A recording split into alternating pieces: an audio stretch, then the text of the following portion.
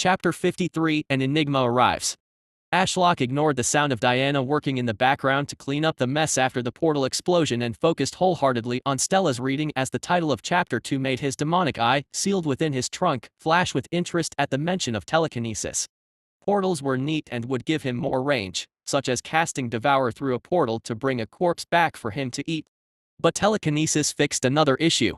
His lack of hands, a problem he had somewhat circumnavigated with his root puppet skill, but to be able to write on a wall with a piece of chalk via telekinesis or move corpses into piles so he could section them out before devouring them would be a big boon for him. Also, not to mention the offensive capabilities. Earlier, he had played with the idea of flame-covered leaves and using them to kill birds. What he had been lacking was a technique to control the leaves. Wait, telekinesis wouldn't just solve my issue of no hands. It would quite literally give me hands. Could he use telekinesis as a substitute for hand gestures? After frowning at the book for an entire minute, Stella began to read very slowly. Telekinesis, the most basic form of spatial manipulation. The natural world is filled with interactions demonstrating all things interconnectedness. For example, the grass breathes life into the soil, the flap of a bird's wing seeks the heavens for greater heights, and the warmth of fire are manifestations of the heavens' will to provide comfort and sustenance. Actually a surprisingly helpful piece of text. It spoke of how the heavens will affected all of reality and also told Ashlock what he was missing. Enlightenment, a word Ashlock's superstitious and logical mind despised. The art of cultivation should make sense. The fact grass produced nature-aligned chi or a bird flapping its wings resulted in air chi, it made sense on a pseudoscience basis. But this wasn't a world of science, but one under heaven's supernatural will. A force that seemed to work in mysterious ways. Comprehending these mysteries of the universe should lead to eventual enlightenment, allowing him to wield and bend the will of the heavens to his desires. Stella grumbled to herself about something being complete nonsense before continuing. Spatial chi is a unique and ever-present presence that permeates all objects and environments. However, to access it, one must learn to look beyond the physical form of objects and not be constrained by preconceived notions of how the universe should behave. By doing so, one can learn to manipulate objects and events on the spatial plane, tapping into the subtle yet powerful forces that govern the universe. Ashlock could tell his language of the world's skill was doing the heavy lifting here and converting the flowery nonsensical language in the book into something he could understand. Stella was struggling.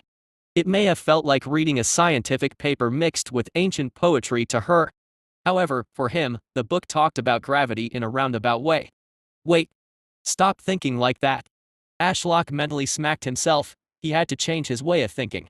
It felt so easy to leap to the conclusion of gravity. But the text, helpfully translated, clearly stated that he should not be constrained by preconceived notions of how the universe should behave. He needed to somehow reach enlightenment. If only someone could tell him how. Ashlock had cultivated for years, sat in complete silence, and absorbed chi to further his cultivation. Yet, he never once felt enlightened. What more could he do? As the great monarchs of old have preached since the cultivation era. We all reach enlightenment by staying off the narrow path in our minds in different ways. No two people will achieve the same conclusion. What matters is how the heavens interpret our understanding of its mysteries and what we believe to be true. Stella threw the book to the side, stood up, and faced Ashlock with a pout.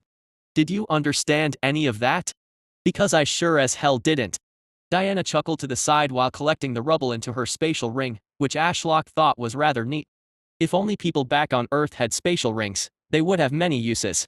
For example, rescue efforts would be a breeze after natural disasters. And going on holiday would be a baggless affair. Ashlock still didn't know the total capacity of those rings, but what if they could fit a car inside?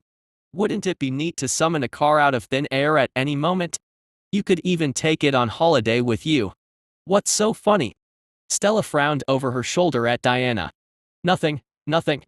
Diana waved her off. It's just that all my cousins had the same reaction as you when they were given those technique manuals rather than a personal tutor. I am so glad I never had to read one of those. You lived in a rich family. Stella furrowed her brows. Why couldn't everyone have a tutor? Diana rolled her eyes. Didn't you just read a passage on why that doesn't work? We all reach enlightenment in our own way by straying off the narrow path. Some people, such as myself, respond very well to outside guidance while others can form a deep connection with the heavens will on their own. Also, tutors are ridiculously expensive as they sacrifice their own cultivation time to teach. What the young lady said is correct. A man's voice filled the courtyard. Everybody paused. An elderly-looking chap with a cane stood in the open doorway to the pavilion, which had been closed a moment ago. His countenance bore a kindly, almost grandfatherly air that was hard to resist. He was clad in a white robe that, at first glance, seemed plain and unremarkable. However, upon closer inspection, one could discern that the fabric was of superior quality, though purposefully made to look unpretentious. As he entered the courtyard, the man's wooden cane tapped out a soft rhythm on the stone path with each measured step. The oddity of the situation held everyone's attention as they watched him amble past Diana and then Stella. Finally, with a grunt of effort, he lowered himself onto the wooden bench beneath the welcoming shade of Ashlock's canopy. His almost withered hand, with bulging veins peering through his sun-kissed skin, reached over and picked up the half-open technique manual. Telekinesis, Is someone here a spatial chi user? The man's sharp eyes darted between Stella and Diana. Both stood in silence, neither offering an answer to the intruder. Nothing made sense. Ashlock hadn't heard him open the door. The man's confidence was uncanny for someone without a hint of chi coming from them. Was this man truly a mere mortal? Or was he hiding his cultivation somehow? Ashlock then saw Maple blink out of existence and reappear at the far end of the courtyard, as far from the man as possible. Larry was also creeping backward across Ashlock's branches as if trying to escape. Ah, come on, this old man doesn't bite. The man broke down into a hearty chuckle that diffused the tension somewhat. Ashlock didn't believe for 1 second the man came with good intentions. He had enough superficial knowledge of this world to know people don't help each other out of the kindness of their hearts. It's a dog-eat-dog world. Survival of the fittest. Especially the demonic cultivators, and if this man's withered appearance was anything to go by, he might even dabble in the darker arts. Sir, I don't believe we are acquainted. Stella furrowed her brows as she saw the old man sitting on her bench and holding the technique manual she had been reading.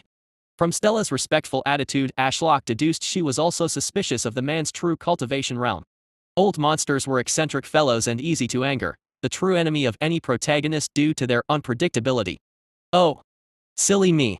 The man shook his head. Where are my manners in my old age? The name's Senior Lee, or at least that's what my buddies call me.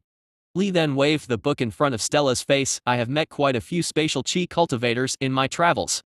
Maybe I could be of some assistance? Stella looked utterly stumped. Her mouth moved, but no words came out for a while, much to the man's apparent amusement. Senior Lee, your offer is most generous, but I fear I have nothing to offer in return. Lee chuckled and waved her off. My life will end sooner rather than later. What use have I for worldly desires? Rather, I seek fulfillment from teaching the next generation, passing on my knowledge, and hopefully, seek a cure to this dying world. The silver ring on his hand flashed with power. A teapot and teacup appeared. Just like his robe, they were plain white without any remarkable details, but anyone could tell the china was of excellent quality. Without taking his eyes off Stella and keeping a relaxed composure, the teapot and cup remained floating in front of the man as if they were perched on an invisible table. The teapot then tilted, and steaming hot golden tea carefully filled the teacup to the brim before vanishing in a flash of silver back into his ring. Ashlock didn't have a sense of smell, but just from the liquid's color, he guessed it was lemon tea. The man took a careful sip and seemed to relish the taste as it wet his lips. It was a fantastic display of telekinesis, assuming that is what he used. But most important of all, there were no hand gestures. So unless he had managed to do them secretly from within the folds of his robe, away from prying eyes, Ashlock had further evidence the hand gestures were pointless. Stella shifted nervously on her feet, clearly unsure of what to do. Diana was hanging in the back, also unmoving. Ashlock couldn't blame them for their indecisiveness. The stranger's strength and true purpose were unknown. There was a saying that if you are the dumbest person in the room, allow the smarter ones to yap away their secrets and learn until you are the smartest there with your cards held close to your chest. The man was the same. Rather than flaunting his wealth or cultivation, he gave subtle hints that kept you second-guessing. Another example was he gave such a generic name and didn't boast about his family or sect. He was an enigma. A dangerous and confusing individual of unknown skill and origin. This was how a true cultivator should act. The hidden masters that kept to themselves lived long, while the arrogant young masters flaunting their family's wealth and fame inevitably met the same fate. An early death. In a way, Ashlock followed the same principle since that night Stella murdered all the servants in the pavilion, to always observe before taking action. As a tree, unable to run away, if Ashlock attacked the man and he turned out stronger than expected and escaped, he could return later with friends or an army and decimate the Red Vine Peak. The tension was running high. Ashlock had always observed from afar, and those that visited Red Vine Peak in the past were either arrogant young men without the cultivation to back up their ego, or that one time a grand elder from the disciplinary committee visited. But he had been an old friend of Stella's parents. Was Lee a friend or foe? If Diana could somehow bait him into the mine below, he could use Bob to overpower him, considering he is alone and display talent in using spatial chi. But what if Lee was a dual core? Or so strong he could just slap Bob into another dimension? Maybe he could try and use his demonic eye to inflict the same mental damage that Stella and Diana suffered? Or could Larry chomp Lee's head off? Probably not. If only he knew Lee's true strength. For all he knew, the man was using artifacts to imitate telekinesis, which is why he emitted no chi signature. Or maybe Lee wasn't even human. Despite the tension, Lee sat happily and drank his tea. He was completely unbothered, and a cheery smile never left his face. Either this guy was an Oscar-level actor, or that tea was really that good. After the awkward silence became unbearable and Lee showed no interest in engaging in idle chatter, Stella gathered the courage and asked, "Senior Lee, do you mind if I have a cup of tea?" Without another word, the old man summoned a teacup and poured tea with the still hot teapot. "Of course you can. Here, catch." While Stella stumbled forward as Lee threw the teacup to the ground in front of her, Stella's purple chi flared to life and the cup of tea paused a mere inch above the ground before it could hit the stone and shatter. Ashlock watched the elderly man chuckle to himself, which made Stella shudder. He took a final sip of tea before the teacup vanished into his ring. He then leaned back and looked at the purple flames coating Stella with an amused expression. "So you were the one with spatial chi all along?" Lee smiled. "Let's talk." Chapter 54, A Rare Breed. Stella felt a wave of relief as she managed to mobilize her chi just in time to catch Senior Lee's teacup before it smashed. Why had he thrown it like that? "So you were the one with spatial chi all along?" Lee smiled. "Let's talk." Stella could hear her own blood rushing through her ears. Her heart raced, and her hands felt clammy. What did this man want to talk about? Why was he so interested if someone was a spatial chi cultivator? Stella felt a shiver run down her spine as Senior Lee casually sat on the bench, looking at her with an amused smile. She straightened herself and used her spatial chi to bring the teacup up from the floor and into her hand. The strong lemon scent wafting from the tea tickled her nose and smelled delicious. But she resisted taking a sip and asked, "What does Senior Lee wish to speak about?" Her soul core hummed and her finger itched, ready to summon a sword from her spatial ring at a moment's notice. Her mind raced with battle plans. The most important for her was to draw the man away from Ash, and she trusted in her mobility to run away due to her lightning Dao greatly empowering her speed. For her, lightning meant violent speed, whereas, to others, it may be a form of overwhelming power. Why the serious face? Senior Lee said warmly, "Do you think I came here to rob you? Cultivators are all so suspicious these days." Senior Lee shook his head with mock sadness. "It brings a tear to my eye, I tell you. Although I will be the first to admit, hand on my heart, I did some dishonorable things in my time. But my ex-wife was an absolute backstabbing bitch and deserved everything that happened to her." Ahem. Senior Lee coughed awkwardly. "Got a little off topic there, sorry about that. Anyway, how's the tea?" Stella was perplexed. She looked down at the tea that was still warm in her hand and debated if she should drink it or not. Then, deciding not to offend the odd man any further, she took a sip, and her eyes went wide. It was delicious, and the warm liquid was filled with chi. Stella couldn't believe it. Had precious chi-filled lemons been used to make this? Good, right? A close friend of mine from the Celestial Empire has lemon trees on his estate. Whenever I visit, he is always excited to give me his newest batch of chi-soaked tea leaves. Senior Lee chuckled and looked past Stella. "Young lady, would you also like some tea?" "No, Senior. I am quite all right." Diana's voice came from behind Stella.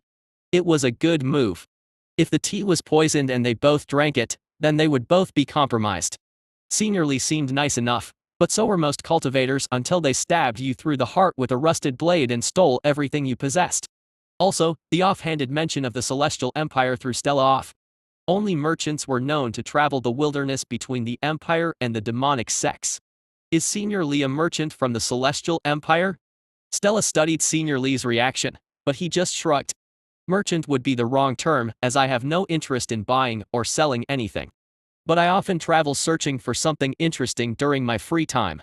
Senior Lee chuckled heartedly. When you have lived far too long, life becomes dreadfully dull.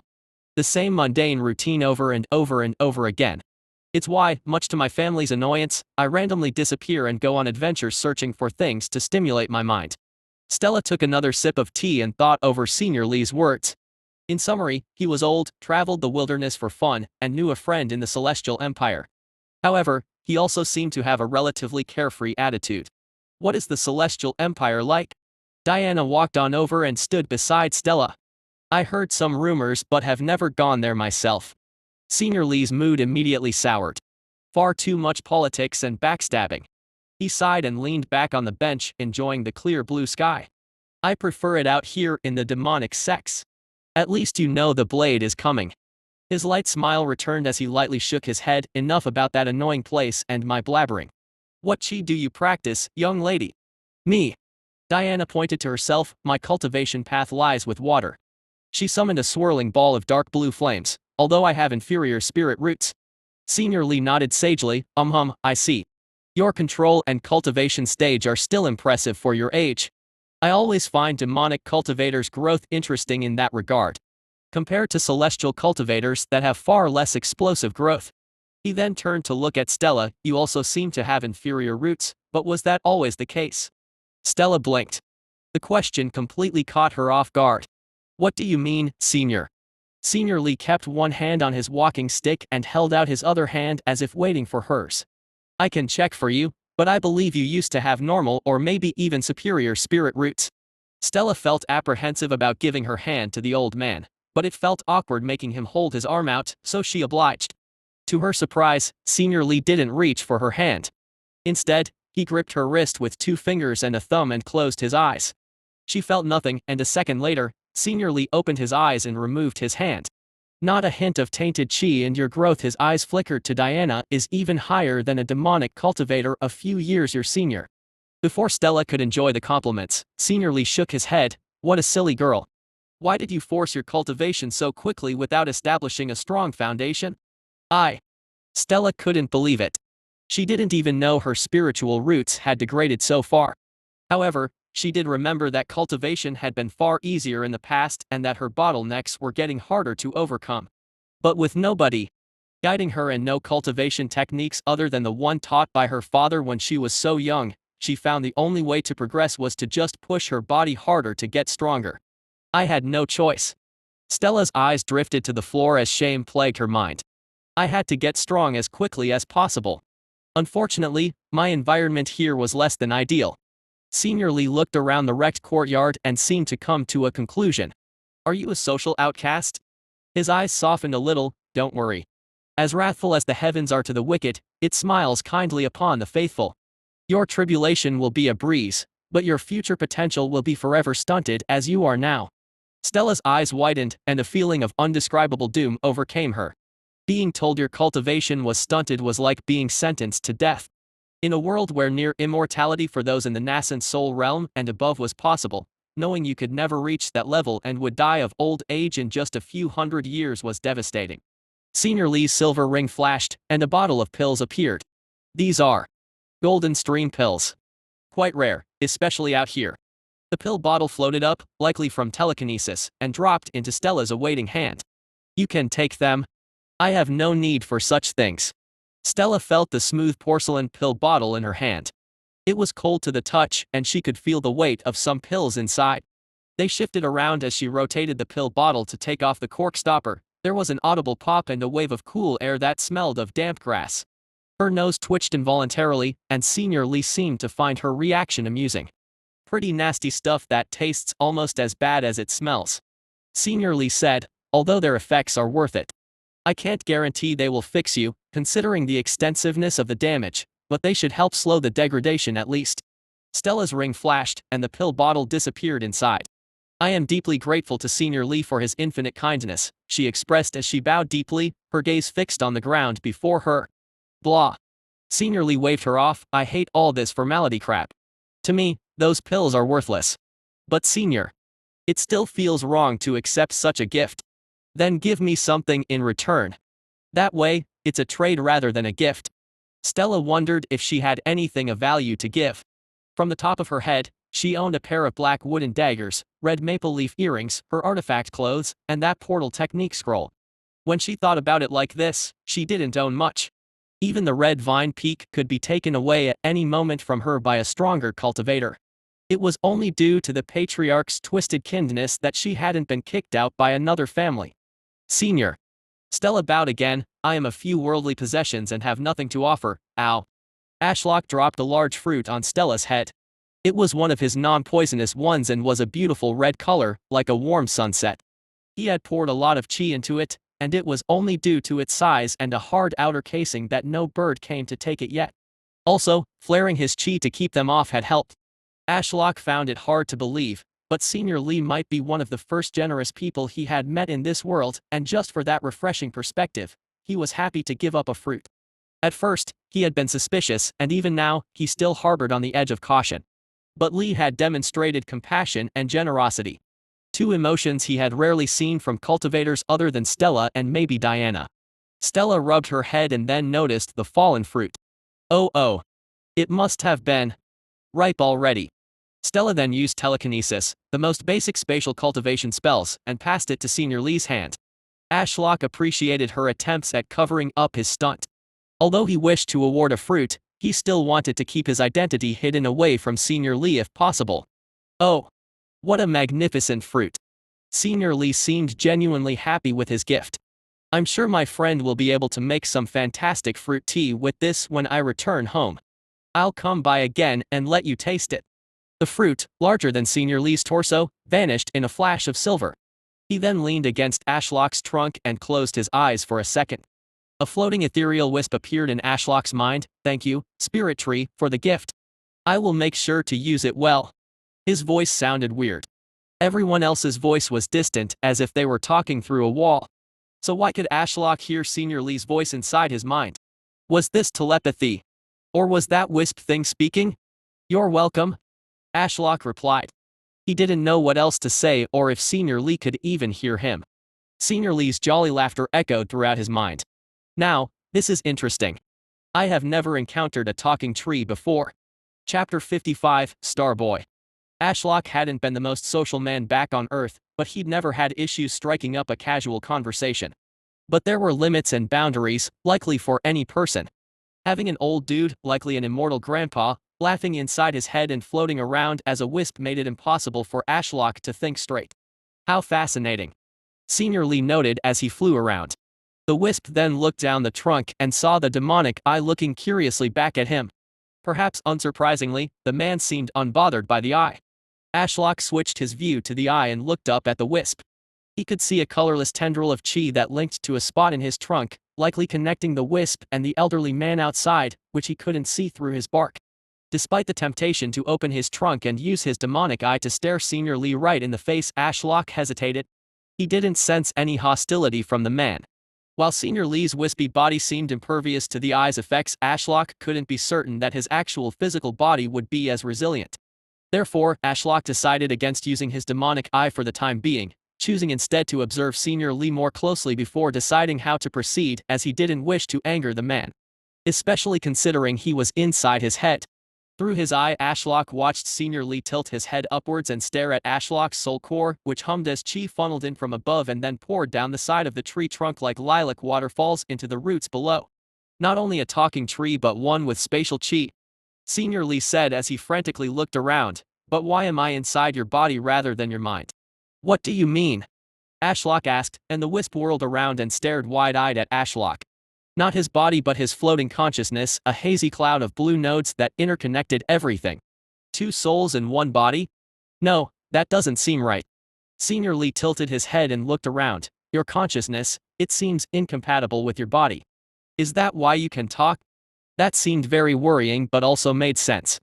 Ashlock had gotten increasingly used to his life as a tree, but he still thought like a human. So was Senior Lee saying his human mind and tree body weren't intertwined? Senior Lee continued rambling to himself.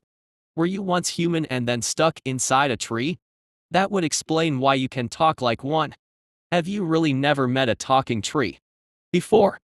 Ashlock countered. If possible, he didn't want to disclose his true identity as a reincarnated human. Senior Lee seemed nice enough, but it was always good to be cautious, especially about an unusual and personal topic. I have conversed with spirit trees before, but even one at the Star Core realm couldn't form coherent words. Rather, they spoke through emotions like anger or sadness. Well, that was interesting and also very awkward. How could Ashlock explain his situation now? He'd hoped that saying he was a spirit tree would convince the old man that nothing was abnormal. Have you ever met a spirit tree at a higher realm than Star Core? Ashlock was curious about what his future may look like. The wisp seemed to enter a state of deep contemplation for a while, occasionally flashing like a firefly. Then after a while, Senior Lee broke the silence. Now that you mention it, there was only a single time. But I am oath-bound to never speak of the horror we unleashed on the world that day. However, even that tree was unable to talk. But we did feel its wrath and sadness with every fiber of our beings. It still haunts me to this day. Senior Lee's gaze fell upon the demonic eye, and as he looked down, he noticed it staring back at him, fixated and unblinking with its eldritch curiosity. His composure wavered only slightly, a momentary flinch before he regained his steady demeanor. How long have you had this eye? Senior Lee wondered. Ashlock wasn't sure of the purpose behind the question, so he kept his answer vague. Recently. I see. It's all starting to make sense. Senior Lee's wisp nodded to himself. In truth, I didn't come here on a whim. Ashlock tensed up, and Senior Lee seemed to sense it as he quickly added, don't get me wrong here, spirit tree. I mean you no harm. My words simply meant something drew me here, but my intentions are not nefarious. What drew you here then? Well, I was on my way to meet an old friend from the Void Mind family. Senior Lee replied, we have been sworn brothers for many years, but he decided to live out here in the wilderness to continue his crazed pursuit of knowledge. Anyway, as I passed by, I detected a spatial anomaly I haven't felt since. The wisp dimmed for a second. Sorry, that memory still enrages me to this day. Anyway, my insatiable curiosity got the better of me, so I came to investigate. I thought maybe the girl was the cause as she had spatial chi, but her realm was too weak and her roots too inferior to produce such a phenomenon. So you suspect this phenomenon was caused by me? Ashlock was very nervous. Well, yes. In fact, I hope it was caused by you. Why? Ashlock was baffled. So I can right my wrongs in this world and set it on a path of recovery. I can't say any more, as affecting another's path is to challenge fate itself. The wisp flashed with silver and an obsidian fragment appeared. Spirit tree, please accept my gift and relieve my shoulders of this guilt. Received an SSS grade item? Divine fragment 1/9. The fragment was large, about the size of a person, and shaped like a shark tooth. It was obsidian with a glossy, almost glass-like surface and glowed with power. As he accepted the fragment and deposited it in his inventory, Ashlock felt a wave of power wash over him. His mind was immediately flooded with a torrent of images that seemed to come from another place and time. He saw jagged cracks in the fabric of space leading to unknown worlds, and he glimpsed the watchful gaze of immortals beyond his understanding, entities that seemed to peer down upon him from another realm with anger. He could feel their rage at his existence. Why? In the midst of this strange and overwhelming experience, Ashlock felt a sense of exhilaration wash over him, like the rush of adrenaline. He knew that he had been changed by this encounter, that something profound had shifted within him as if a piece of his past had returned. Chi flooded his body, his trunk shuddered, and his soul core glowed like a pulsing purple star, bathing his insides in bright lilac light. A rush of power like no other engulfed his mind, and moments later, his system flickered into view, confirming he had risen a stage. Soulfire, 4th stage. But then it flickered again, updating the stage. Soulfire, 5th stage. Ashlock felt his soul core burn even brighter. Soulfire, 6th stage. The rapid rise in cultivation was intoxicating. His body could barely contain the chi rushing around in a torrent. Senior Lee's wisp watched the spectacle in mute silence, unfazed by the chi threatening to cause Ashlock's trunk to split and collapse. Instead, he raised his wispy limbs, and Ashlock felt a cool breeze that calmed the chi slightly. Soulfire, 7th stage. The chi rushing around like a wildfire condensed into liquid and pushed up against the trunk as his soul core sent out waves of power like a drum. The liquid rippled up and down like a tide as if his soul core had become the moon. Soul fire, 8th stage. H. Ashlock screamed. A soul-wrenching scream that made his entire body shake, mountain included. A cataclysmic wave of spatial chi went through his entire body, causing Senior Lee's wisp form to be obliterated. Senior Lee's eyes snapped open and he found himself staring up at the sky. As he gazed upward, he saw nimbostratus clouds gathering en masse, their dark and dense forms blocking out the sun. A frigid breeze blew past, sending a shiver down his spine. As he turned to look around, Senior Lee met the terrified faces of the two girls. They stood nearby, their eyes wide with fear as they took in the ominous scene unfolding before them. Just moments ago, it had been a warm, pleasant day with clear blue skies, and now the tree was on fire, the mountain was shaking, and the heavens seemed furious. But that was not all. A mythical white squirrel stood on its hind legs on top of the blonde girl's head. Its golden eyes were swirling with curiosity and concern at the darkening skies overhead. Also, a spider the size of an outhouse that Lee noticed earlier had vacated the tree's ablaze branches of lilac chi and instead hid away in the corner of the courtyard, its many scarlet eyes watching on in concern and its fangs twitched nervously. "Is Tree okay?" the blonde girl asked, tears forming at the edge of her eyes. "He should be fine." Senior Lee lied. "But stand back. The spirit tree may break through to the star core realm any moment. No. This can't be happening. He will die." The blonde girl screamed over the roaring wind, her own spatial chi flaring to life. "You have to help him. He isn't strong enough to face such a strong tribulation." Senior Lee shook his head as the girl stood there in fear, not even looking at him anymore. "If he dies, then he dies. To help might hinder your tree friend's future potential.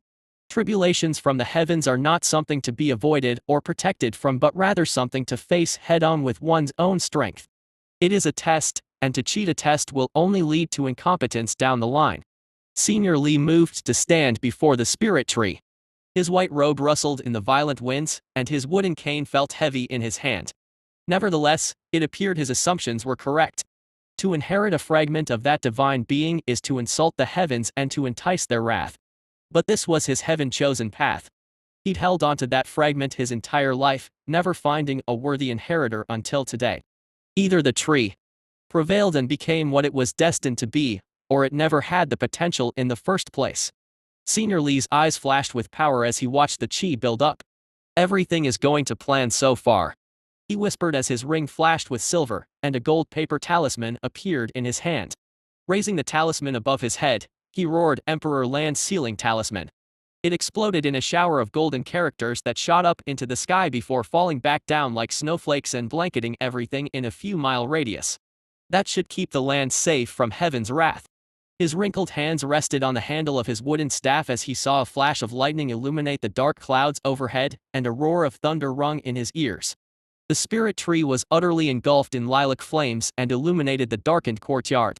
Not even the black trunk or scarlet leaves could be seen through the inferno. But then things began to change.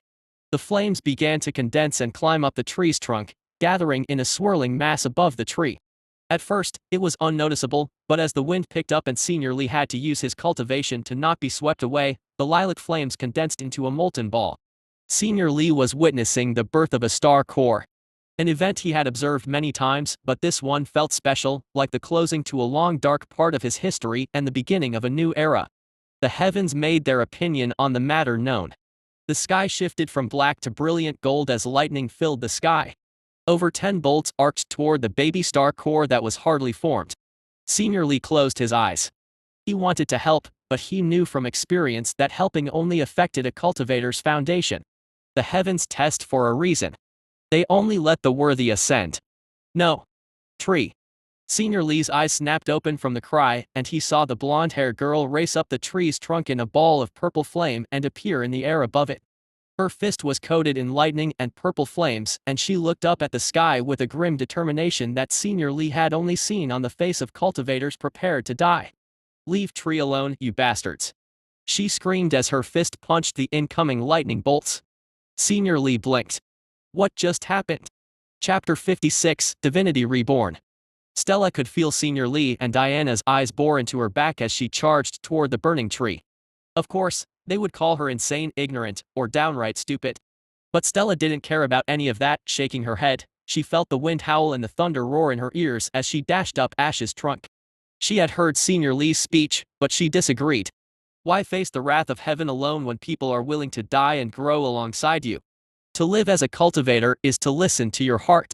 If it tells you to fight, you fight. Run. Then run for the hills. And Stella's heart was filled with nothing but a grim determination to keep Tree alive. If she wavered here, let Tree face the wrath of the heavens alone, and then he perished under their might. She would rather die with him than live to mourn the charred remains. She squeezed her eyes shut as her legs burned from Ash's lilac flames. She knew she was being stupid, but with every fiber of her being, this just felt right. As she reached the top branch, her eyes snapped open. The self-doubt was gone, with every ounce of courage coursing through her veins. She drew her fist back as the sky lit up and golden lightning descended. She screamed, challenging the heavens. Her soul core roared to life and her comprehension of the lightning Tao rippled through her mind. She had challenged this lightning once before, and at that time, she had been furious. The lightning had picked on something that couldn't move, hence her desire to be able to move so fast, so she could always get back home and protect Tree from anything. To her, lightning wasn't overwhelming power. She simply didn't believe that. Instead, it was a contest of speed. As the lightning arced through the sky, Stella pushed herself off the branch and rocketed up with speed incompressible to mortals to meet the incoming threat. Her fist, primed and ready, shot forth and made contact. Her eyes burned, and an unimaginable pain engulfed her mind as a force smashed her down as if a god had swatted a fly. She felt a branch smack into her back and she tumbled uncontrollably until she finally crashed into the ground. She blinked, trying to remove the burning light. Slowly vague shapes populated her sight, then colors, and finally, some definitions. Her ears were still ringing, but she could just about make out the looming shadow over her and words she didn't want to hear. Well, that was rather silly.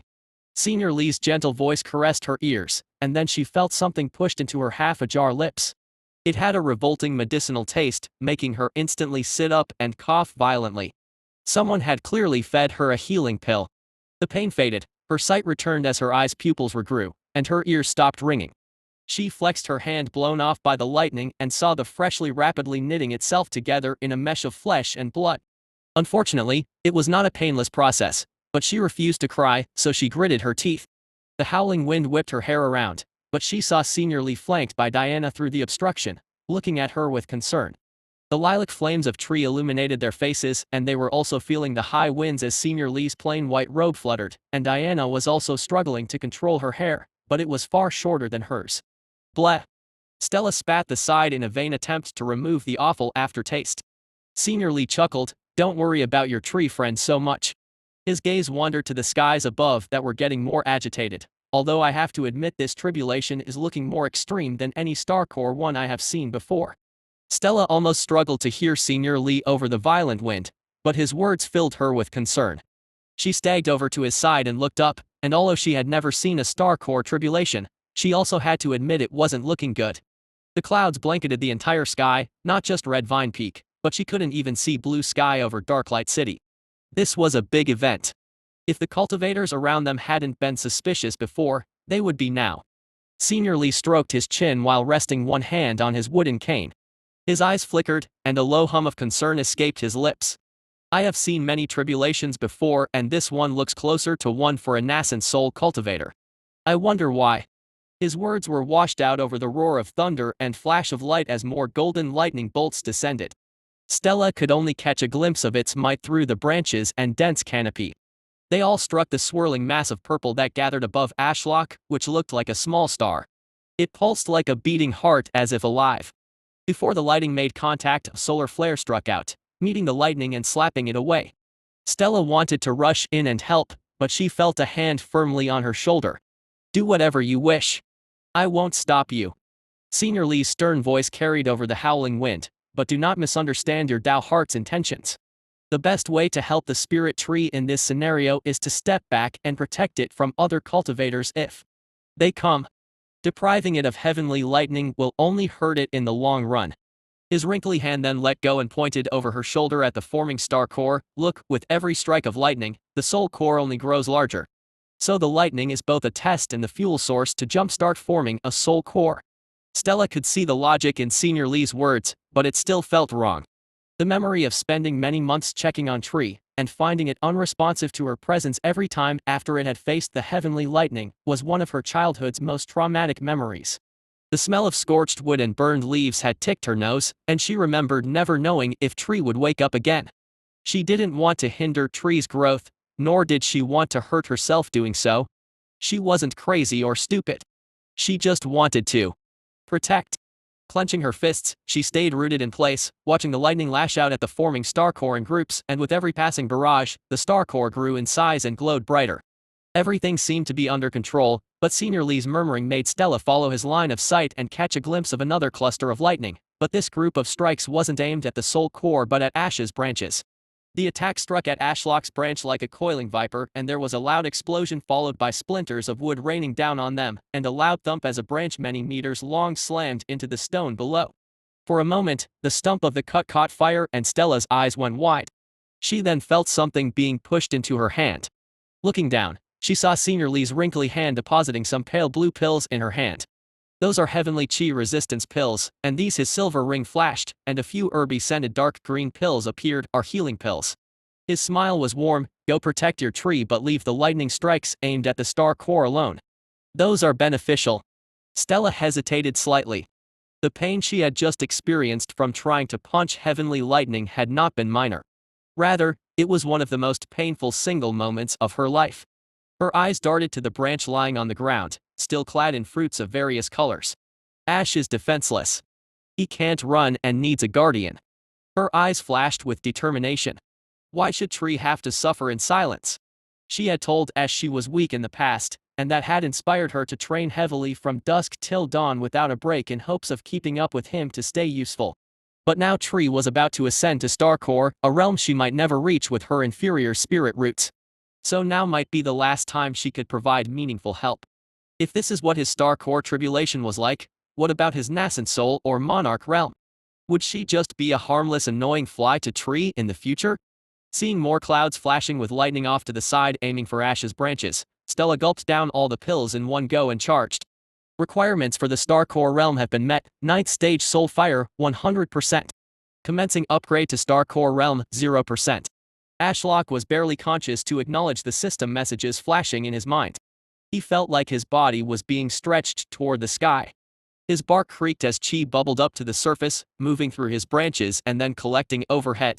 He had no idea how an average cultivator went through this process, but he was darn glad his system was here to manage it somewhat. Ashlock could hear the rumbling of an incoming storm, but it was hard to care. He was lethargic and just wanted to sleep.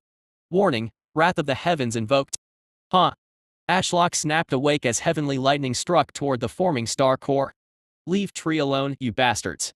Ashlock heard Stella shout over the roaring thunder and leaped to meet the incoming lightning. What the fuck are you doing? Ashlock shouted and tried with all his might to teleport her, but alas, he still couldn't use his cultivation without a corpse. He watched in horror as the lightning obliterated Stella's arm to the bone. Sadly, it didn't stop there and badly damaged the rest of her body, including burning out her eyes, which popped like tiny balloons. She then crashed down as if she had been slapped by a god and smacked his branches on the way down. Having finished with Stella, the lightning continued onto his star core. It felt like being electrocuted and punched in the stomach simultaneously with every strike, and they kept coming. But Ashlock didn't give a fuck about the pain. For a second, he genuinely thought it was all over. Stella was dead. She lay unmoving on the ground under his canopy as a burned, hairless, armless corpse with empty eye sockets and a slightly ajar mouth. It was by far the most horrifying thing Ashlock had witnessed in his 2 lives. An indescribable rage bloomed in his dulled mind and body. The mountain trembled as his entire body united in defying one thing. The heavens. They dared to kill his best friend. Flawless lilac chi set his trunk aflame, the star core pulsed with power and his body groaned from the power.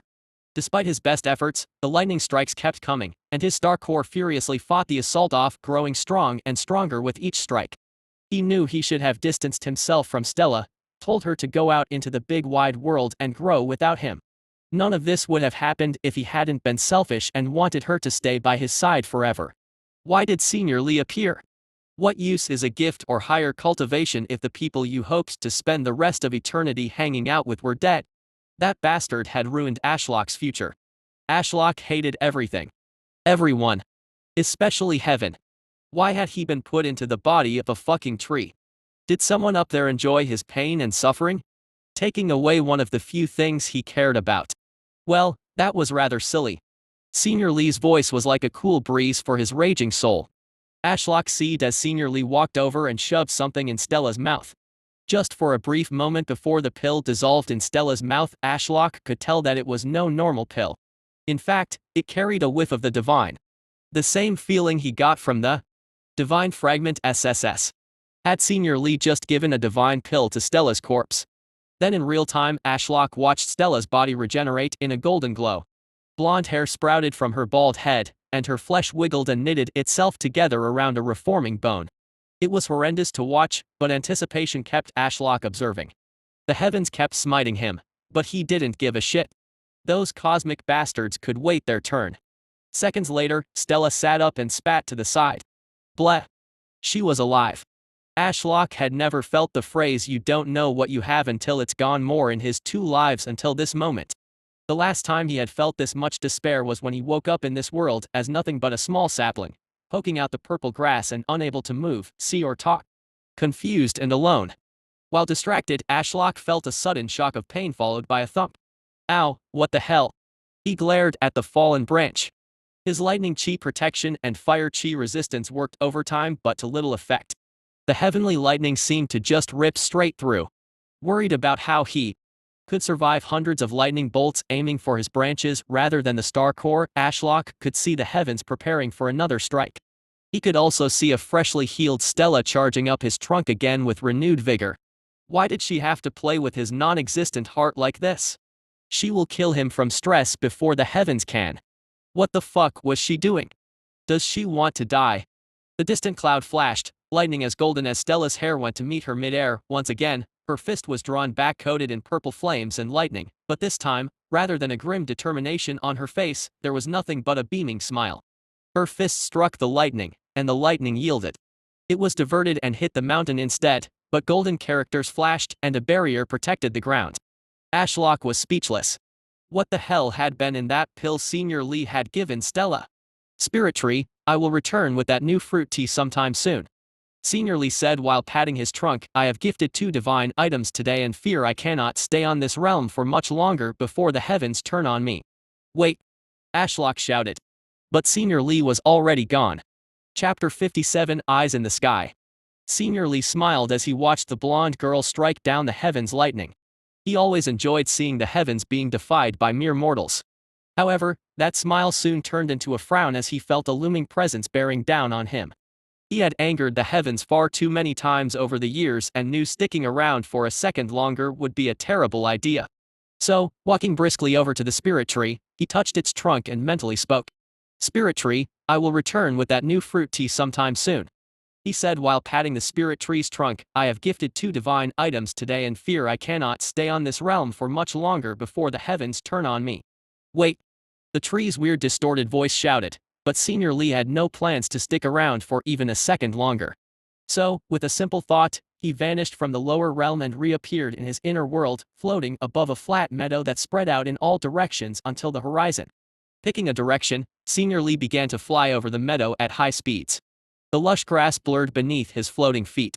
However, the looming pressure he aimed to escape only increased no matter how fast he flew.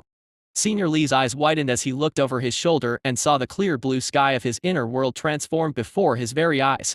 The peaceful expanse was rapidly consumed by creeping darkness, spreading like wildfire across the horizon. As he watched, thousands of glowing eyes appeared in the distance. The eerie lights multiplied rapidly until they seemed to occupy the entire sky, creating an otherworldly, ominous spectacle that seemed to herald the end of days. Senior Lee's inner world shuddered under the intense gaze of the heavens. Will. Persistent bastard. He muttered under his breath as even the sky right above him became corrupted. Giving that spirit tree a divine fragment was always within heaven's plan, as they hadn't cared when he gifted it. In fact, the heavens had even rewarded the tree with a burst in cultivation and a tribulation. What wasn't within heaven's expectations was his saving of the girl.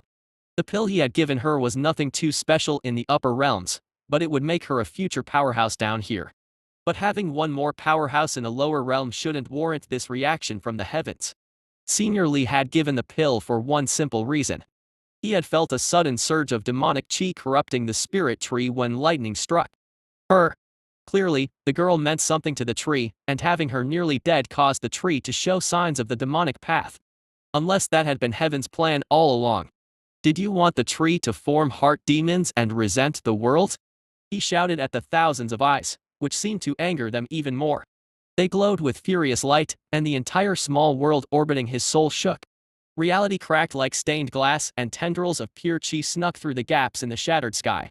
They slammed down as if trying to crush him. Senior Lee gritted his teeth, kept his speed up, and even burned his cultivation to forcefully rotate his inner world faster. All high realm cultivators eventually cultivated their own world that lived inside them, and these inner worlds had many uses. Other than providing insight into the natural laws, a realm of power above mere chi manipulation, it also allowed for fast travel as the inner world mirrored the outside world. With every inch Senior Lee crossed in his inner world, many miles were passed in the physical world. He was an entire continent away from the spirit tree by now, but heaven was still chasing him. With a huff of annoyance, Senior Lee accepted he needed to realm shift to avoid heaven today. It was a catastrophic waste of energy, but it had to be done as almost the entire sky was a sea of eyes and tendrils aiming for his life. With a flash of dimensional chi, Senior Lee was gone from his inner world. Ashlock looked in awe at the empty spot where Senior Lee had been a second ago. He had literally just watched a man vanish into thin air. There was no trace of chi or sign of a magic trick. He had literally just disappeared as if he had never existed. Commencing upgrade to Star Core Realm, 50%. Ha, take that.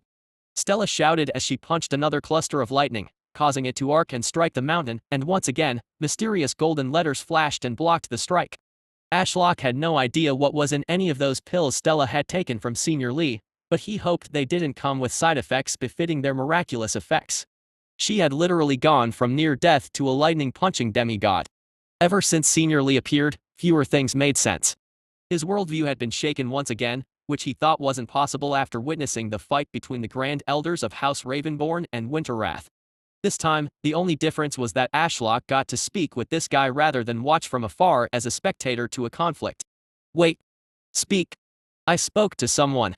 I actually spoke real words and had a conversation. With that grandpa out of his head, he could finally rejoice about how monumental of an occasion that had been.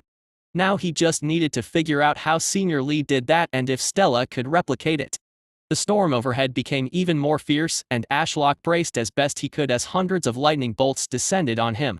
Like a lightning rod, the swirling ball of lilac chi floating overhead that was his forming star core took the brunt of the strikes and seemed to grow stronger. The real issue came from the lightning bolts that refused to follow the script and aimed at his body instead. His trunk could somewhat resist the strikes, only suffering fist-deep burning holes that quickly extinguished due to his fire resistance, but his branches were another story. Ow, fuck me. Ashlock grimaced as yet another smoldering branch tumbled to the stone below with a thump. The dull gray stone was dyed in a myriad of colors as the branches crushed the fruit that had been dangling from them. It was a sad sight to see. And also slightly dangerous as the stone was now caked in poisonous juices. Lightning. Chi protection B- lightning chi barrier the. Fire resistance C- fire chi protection B. Ashlock's system flickered to life after that latest hit, alerting him to his newly upgraded skills.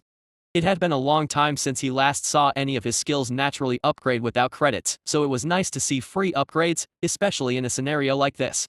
Instantly deploying his new and improved lightning chi barrier, Ashlock could immediately tell the big difference between the two skills. Lightning chi protection had provided a passive barrier but was rather weak. If lightning chi protection was like wrapping his trunk in bubble wrap, his new skill was a sheen of bulletproof glass that he could repair with chi.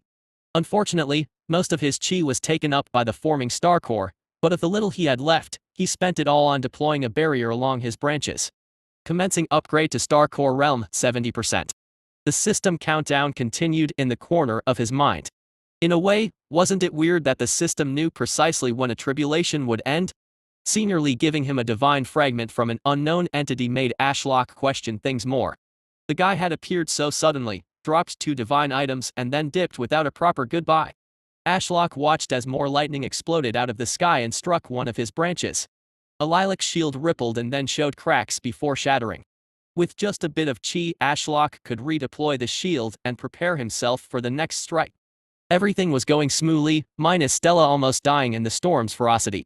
His star core, which had reached a few meters in diameter, bathed the courtyard in its flickering lilac glow. Commencing upgrade to star core realm 80%. Ashlock noticed his star core suddenly ballooning in size the second the countdown hit 80%. Did star cores follow the life cycle of a real star? If so, this was the red giant stage where an average-sized star rapidly expands and gobbles everything up. Luckily for Ashlock, his star core didn't eat him alive and rose into the sky instead. Considering the sky had been replaced with dark clouds with nothing but streaks of lightning to illuminate the valley, a sudden massive lilac ball of fire in the sky was rather noticeable. Especially since, as it grew larger, it attracted more heavenly lightning, causing it to grow even faster. After that, it just kept growing and growing. Within seconds it had ballooned to be 100 meters in diameter. Patriarch. Diana yelled over the roaring rain, "We have company." Ashlock used his Eye of the Tree God skill and sure enough, from his vantage point, he could see multiple balls of green and white flames dashing up the side of the mountain at breakneck speeds, and he highly doubted they were in such a hurry to be the first to congratulate him on his advancement. And in the distance, hundreds of cultivators were sprinting over. Commencing upgrade to Star Core Realm 85%. Well, shit. Ashlock had all of his chi tied up in the tribulation. Actually, it made sense why they would choose now as a perfect time to attack. A Star Core Realm cultivator would be a significant threat, considering they could blow themselves up and take out a chunk of a city or summon valley-sized blizzards and stand upon the shoulder of 1,000-meter-tall ice golems. Do they know it's a tree ascending to the next realm, or do they think it's Stella? Ashlock wondered as he thought up a battle plan. Stella didn't need to spend effort protecting him from heavenly lightning anymore, as his enormous star core attracted all the lightning for hundreds of miles. Currently, my best forms of attack are puppets and my demonic eye. Ashlock was still unsure what they saw when they looked at his demonic eye, but he could guess it was similar to how he felt when Stella used her earrings. Annoyingly, Ashlock couldn't tell Diana to fight. But she seemed ready to defend the Ash-Fallen sect anyway. Blue flames shrouded her body and sword. Also, mist poured around her and began to obscure the central courtyard. Stella seemed to notice the situation, and she dashed back and stood under Ashlock's canopy. "Tree, hurry up and ascend. We will have nothing to fear with you at the Star Core Realm." Ashlock appreciated her optimism and trust in him, but he wasn't so sure. He still couldn't control his spatial chi without a corpse, but something told him there would be a lot of corpses for him to control soon. An explosion went off at the doorway to the pavilion, which had blown shut from the ferocious winds, but to everyone's surprise, the entire building lit up with golden characters. "They are using a defensive formation," someone shouted from the other side. Another explosion went off, and the building flashed with golden characters again. "Hey, aren't those ancient runes?" Stella commented as she withdrew a sword from her spatial ring. She squinted as they continued flashing with every hit from the invaders waiting on the other side. "I should ask Senior Lee about them when he comes back. We have to survive this first, you know." Diana grumbled, "Where is Senior Lee anyway?" Stella shrugged as she stood beside Diana and watched the shaking door. "No idea, but I don't think this battle will be too hard." "Why?" Diana squinted at Stella. She seemed a tad too confident. Stella laughed and gestured with her chin to the area above the door. Diana followed her line of sight and saw the titanic spider excitedly twitching its fangs. Diana smiled but then yelped as she heard something wheezing beside her. Looking to the side, she saw a human corpse standing with a black vine trailing from its mouth and lilac flames burning in its eyes. Diana gripped her sword tighter and watched the door flash with symbols once last time until an explosion shook the entire pavilion and the door flew off its hinges in a shower of splinters. It was time to fight to the death for the future of the Ash-Fallen sect. Chapter 58 Interlude, The Ashen Devourer. Tristan Evergreen rushed up the side of Red Vine Peak with viscous green flames enveloping his form. Ever since the scions of Evergreen and Winterwrath betrothal one another, his life had been flipped upside down.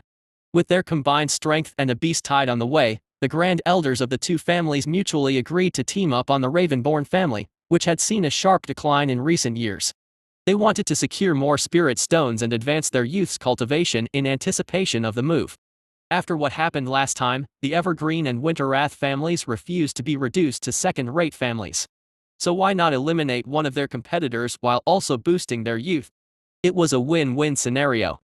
Furthermore, there had also been rumors circulating that the Grand Elder of House Reborn was on the cusp of ascension to nascent soul, which worried the Patriarch as he didn't want his position of power contested as the only nascent soul in the sect. So to avoid outrage among the families for executing a competitor, the Patriarch gave his blessing for the war behind closed doors. That way, the Patriarch got rid of a potential rival, removed a declining house from power and furthered his support with two upcoming families. Politics. Tristan Evergreen felt like rolling his eyes. There was nothing he hated more than people. In fact, he hated everyone. Ever since butchering his cousin Wayne Evergreen, the previous scion of his house, he had set his eyes on eliminating his deceased cousin's sister. He wanted the whole main bloodline in the Evergreen family dead. Period. Years of mistreatment and being deprived of resources by the main bloodline had only fueled his hatred. It was only due to his new position as a first-stage star core, by consuming the Ravenborn Grand Elder's wandering soul after the supernova, that he had been clued in on this information by the other chatty Grand Elders and that they took him seriously. As his mind wandered, he kept his eyes glued to the prize floating overhead. The pulsing lilac star of Chi was about to be the source of his second biggest increase in cultivation. All he needed to do was get close enough to siphon some of that dense Chi. Tristan gritted his teeth as he had to keep low to the ground to avoid the violent waves of Chi pulsing off the titanic lilac star overhead. How a single girl managed to store so much Chi inside her body was beyond Tristan, but he cared little. As a newly formed star core cultivator, he needed a lot of Chi to forcefully expand it and climb the stages to nascent soul. Only at the nascent soul would he unlock true immortality, as he could transfer his soul from his dying body to another vessel every few thousand years. That enormous floating star core out in the open was a guiding light to a free lunch for all the cultivators for many miles. He would go up a whole stage if he could absorb even 1/10 of the Chi in that star core. "Brother." Someone called out to him, and he looked over his shoulder at a plain-faced man he despised. "Is the Grand Elder really not coming?" Tristan snorted. Was his brother really this stupid? Of course, he was. They all were stupid. To be referred to as brother by such an incompetent fool was the peak of insults. Turning back to look where he was going, Tristan shouted over the roaring storm. "Do you see how stupidly big that forming star core is? Do you think a newbie girl can handle forming such a monstrous star core? It's at least 100 times the size of mine." A hint of anger showed on the man's plain face running behind. "Isn't that all the more reason they should head over like you? Don't they want to absorb the Chi for themselves? Fool." Tristan spat to the side. When forming a star core, there are only two outcomes. In my case, I condense the star core to the size of a fist and manage to anchor it inside my body. Tristan then pointed up at the lilac star, almost the size of the peak that blocked out the entire sky above them. "Do you think Stella Crestfallen can condense that and fit it inside her body?" "No," the man admitted flatly. "But..." Tristan cut him off. "Exactly, so the most likely outcome is that the star core explodes, and there is another supernova, which will kill everyone nearby, even star core experts such as the Grand Elder. What if she succeeds?" The man asked skeptically. "I mean, if she is doing her ascension so openly, I think she can do it." Tristan rolled his eyes. "If she succeeds, the Grand Elders will rush in and either try to secure the girl to give to the Patriarch or take her forcefully and shove her into the center of a formation and use her star core to power it. There is no way for her to fight against multiple mid-stage star core experts. She is doomed either way." The man remained silent for a while as the winds became more fierce the closer they got to the peak. Finally, after a moment, he shouted, "So if it's going to explode, why are we charging at it exactly?" A wicked smile appeared on Tristan's face. "You will find out soon enough." Then before his brother could retort, Tristan sped up. The reason was simple: he wanted him to die. His eyes darted between everyone present. There were more Winterwrath cultivators than Evergreen, and he honestly didn't give a shit if his useless brothers and cousins perished here today. He cared for nothing now that he was in the Star Core realm. With his new power, only a few other Star Core realm Grand Elders threatened him. If the family stopped wasting resources on these buffoons and instead spent them all on him, he could be a mid-stage Star Core expert within a decade. Tristan's eyes once again drifted to the lilac star overhead. He couldn't help but lick his lips in glee.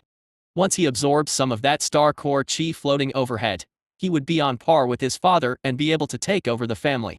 Explosions rang out ahead, and Tristan saw the entire mountain light up with golden symbols. A defensive formation. That was highly suspicious. They were costly to deploy and maintain, and last he checked, the Red Vine Peak was stripped of everything valuable a long time ago. Tristan debated slowing down and letting those ahead lead the charge, but his star core gave him confidence that nothing could threaten him around here. Only the Patriarch was in the Narcissist soul realm, and he was in closed-door cultivation. As he reached the pavilion entrance, he saw over 10 cultivators in robes huddled around the wooden door. Their fists were aflame, and they all struck at the door in unison with a shout. The golden symbols flashed again, so the cultivators hit one time. The door flew off its hinges and dispersed in a shower of splinters into a mist. Tristan furrowed his brows as he slowed to a walk, his hands were clasped behind his back and he held his head high. The cultivators noticed his presence and parted ways to allow him to pass. He had seen this type of mist before. It was one of the secret techniques of the now deceased Ravenborn clan. Had abandoning the coffin of stone that supposedly encased Diana Ravenborn come to bite him in the ass? Had she survived the supernova and escaped to Red Vine Peak? Tristan narrowed his eyes, searching the mist with his spiritual senses, but the dense mist and the pulses of chi emanating from the forming star core overhead muddled his senses. Moments passed without anyone willing to move. Deciding time was of the essence, Tristan flexed his first stage star core realm cultivation on those around him, making everyone tense up as gravity descended on them. I think a Winterwrath brother or sister should lead the charge, don't you think? He had a sinister grin, and everyone gulped. A Winterwrath girl that Tristan recognized stepped forward with some effort to defy his presence. She had been eyeing him up for a while now. From his recollection, she was the elder sister of the woman his cousin married. Tristan, as the strongest here, why don't you lead rather than bully your juniors? Isn't abusing your cultivation in this situation rather uncouth and dishonorable? Tristan snorted, if I tell you to go first, then you go first. How can the words of a star core cultivator be dishonorable? Silently, Tristan seethed. Everyone was just here to grab just some free-floating star core chi. Why did they act so presumptuously? Since most of the people present were in the soul fire realm, they could get a few years of cultivation at most due to their inability to absorb enough in just a few minutes. But for Tristan, this was a great opportunity, as one of the most significant advantages of a star core is its high absorption rate. It was why advancing in the star core realm was so difficult. It required a cultivator to cultivate in only the most expensive runic chi gathering formations or seek a rare opportunity like the one before him, as the chi requirements to ascend were stupidly high. Tristan felt impatience fester within him. What was the chance that something that could threaten him really existed within the mist? If he had to guess, the mist was caused by someone from the Ravenborn family in the middle of the soul fire realm. But something seemed off. The mist was not the only suspicious thing. Why would Stella Crestfallen willingly conduct her star core ascension in the open like this? Tristan ascended to the star core realm deep underground within a formation to mask and resist the heavenly lightning. However, the arrogance of Stella Crestfallen could almost be justified by the purity of the spatial chi and the size of the forming star core. Tristan really didn't want to go first. Every instinct he had honed over the years that had led him to this stage of power screamed at him that a monster lurked in the mist. To enter first would be a death sentence. Nicole, I'm not a man of dishonor. If you go first, I'll speak to my father and maybe I can help arrange a marriage for you. Tristan recoiled slightly as he received a death stare from the Winterwrath woman that had stepped forward. Tristan knew using force here would be less than ideal. He wanted someone to enter willfully. But, from the impatience in everyone's gaze, he knew they just needed a little push. So, fishing around in his spatial ring, which he had stolen from Wayne Evergreen's corpse, Tristan searched for something he could give as an incentive. Honestly, he felt beyond frustrated. Why couldn't these imbeciles charge in without a second thought? A helpless girl forming a star core was just beyond the mist. Why did they only just now grow a head on their shoulders? Deciding he didn't care about anything in the spatial ring of his deceased cousin compared to the boon he would get from the star core, Tristan threw out the entire contents of the spatial ring into the mist. Swords clattered on the stone, porcelain bottles smashed, causing pills to be scattered, and technique manuals fell with a thud. A herby scent wafted with the roaring wind from the storm overhead. With immediate rewards being laid out before them and their desire to siphon off some chi from the forming star core before it went supernova, they all scrambled to be the first through the door with their spatial rings glowing, ready to gather as many of the scattered resources as possible. Tristan stood back with a sneer. Those items had taken his cousin decades to collect, and he had thrown them away like trash. But to him, they were junk compared to advancing his cultivation to the second stage of the Star Core realm. So it was worth it if their sacrifice helped ensure the path through the mist was safe. His eyes went wide as there was a brief scream. Through the dense mist, Tristan saw a looming shadow descend from the wall, and before he knew it, 2 cultivators had vanished and another 2 were pulverized into the ground by something heavy. One had been a winter wrath, and the other an evergreen. I knew it. Tristan cursed under his breath as his Star Core empowered his body. He had been asked by the Grand Elders to hunt down the spider that had been terrorizing the forests a while back, and he could recognize its hunting style anywhere after witnessing the same thing happening in front of him many times. However, this time, it was a dense mist instead of the signature ash cloud. Tristan looked up and debated jumping the wall. If he encountered the spider on the roof, he could catch it mid-snack. Deciding that was a good idea, Tristan gathered some chi into his feet and leapt up, leaving a dent in the stone and shooting up a few meters. From the air, Tristan saw the Star Core forming above an enormous tree. Stella crestfallen must be hiding among its branches. Tristan thought to himself. He couldn't see much else as the entire central courtyard of the pavilion was blanketed in that same dense mist that restricted his spiritual senses. Looking around, he spotted the spider. He had never actually seen the thing, only heard what it looked like from witnesses that it had let escape. Its body was a pale, ashen color, with many red eyes the size of a child. 8 limbs jutted from his titanic body, each as thick as a small tree. Tristan couldn't help but gulp as he landed gracefully on the rooftop and stood mere meters away from the behemoth. It turned to him with an eerie silence that didn't match its gargantuan size. White and green shreds of robes coated in blood dangled from its drooling fangs, and its face twitched as if it was happy to see him. "You monster!" Tristan's ring flashed, and an enchanted blade with an ornate handle appeared in his firm grip. "You think you can evade this young master for eternity?" The spider's eyes gleamed, its chewing slowed, and a single shoe fell out of its mouth. Then before Tristan knew it, ash began to swirl around them. Lightly at first, hardly noticeable due to the storm, but a literal dome of ash encircled them after a few seconds. It was challenging him to a duel. But as the ash blocked out his spiritual sense and the sunlight, Tristan was left in the complete dark with nothing but the sickly green glow of his soul fire illuminating an area of 1 meter around him. Tristan couldn't help but feel a little intimidated as a shadow loomed within the ash. It was time to face the Ashen Devourer in a life and death duel. Chapter 59, Fighting on Home Turf. Tristan Evergreen stood rooted in place as the dome of ash swirled around him. Within this cage was the Ashen Devourer, a monster of unknown strength and origins that had evaded and slaughtered cultivators with the strength and tactics of an apex predator. And now, Tristan was alone in a one-on-one with the monster. His Star Core flared to life and chi flooded every fiber of his body, which was intoxicating. He noticed the weight of his sword had lessened, and his body felt light and full of power. This was the cultivation realm he had worked so hard and sacrificed so much for. Seeing the monster's shadow loom through the darkness of the Ashen Dome, Tristan couldn't hold back a sneer as he raised his sword and pointed it at where he thought the monster lurked. Shaking off self-doubt and fear of the monster, he steeled his resolve and decided to face it head-on. "You think I'm trapped in here with you?" His Star Core roared to life and green flames burst out, filling the entire dome with its sickly light.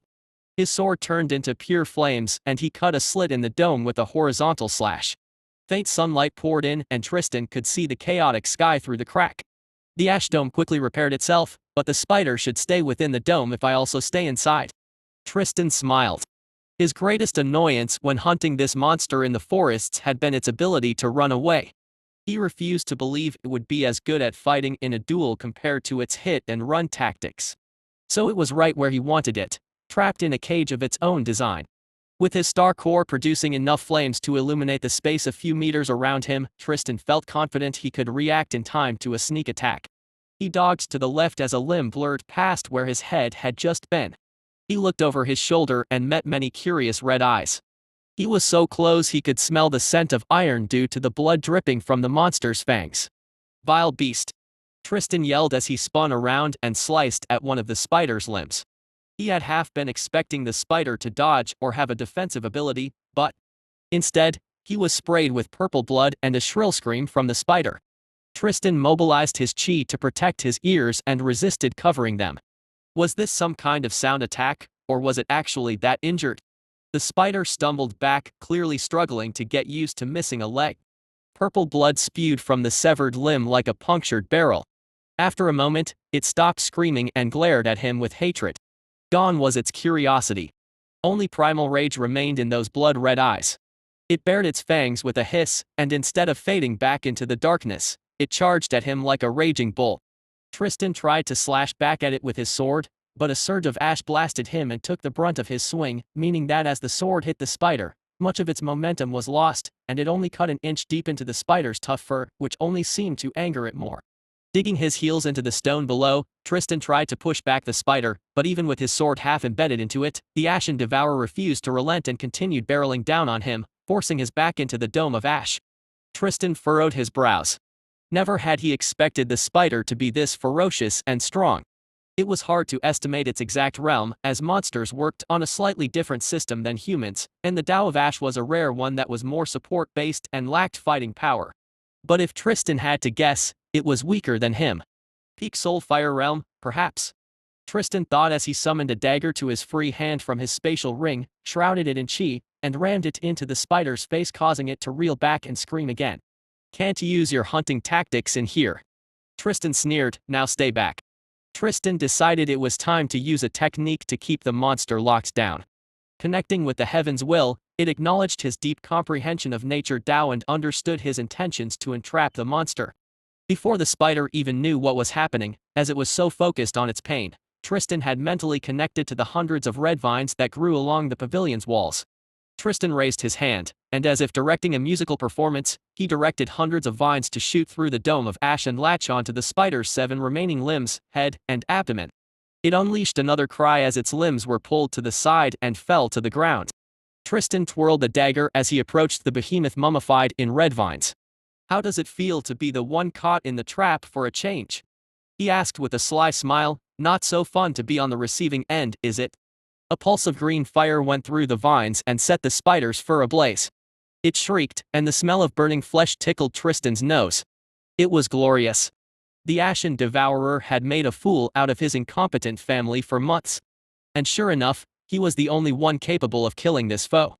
He had to jump up to stand on the spider's head. It struggled against its restraints, but he could tell it had no way to escape.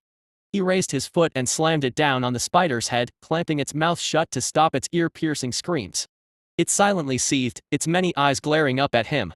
Tristan relished in the moment of triumph. This was the power he had sought for so long. He deserved this position atop an opponent's crown, where they could do nothing but look up and marvel at him. As Tristan was feeling on top of the world, he heard a snap and saw a red vine fly in the corner of his eye. Followed by another, and then another. He blinked, finding it hard to believe what he was seeing.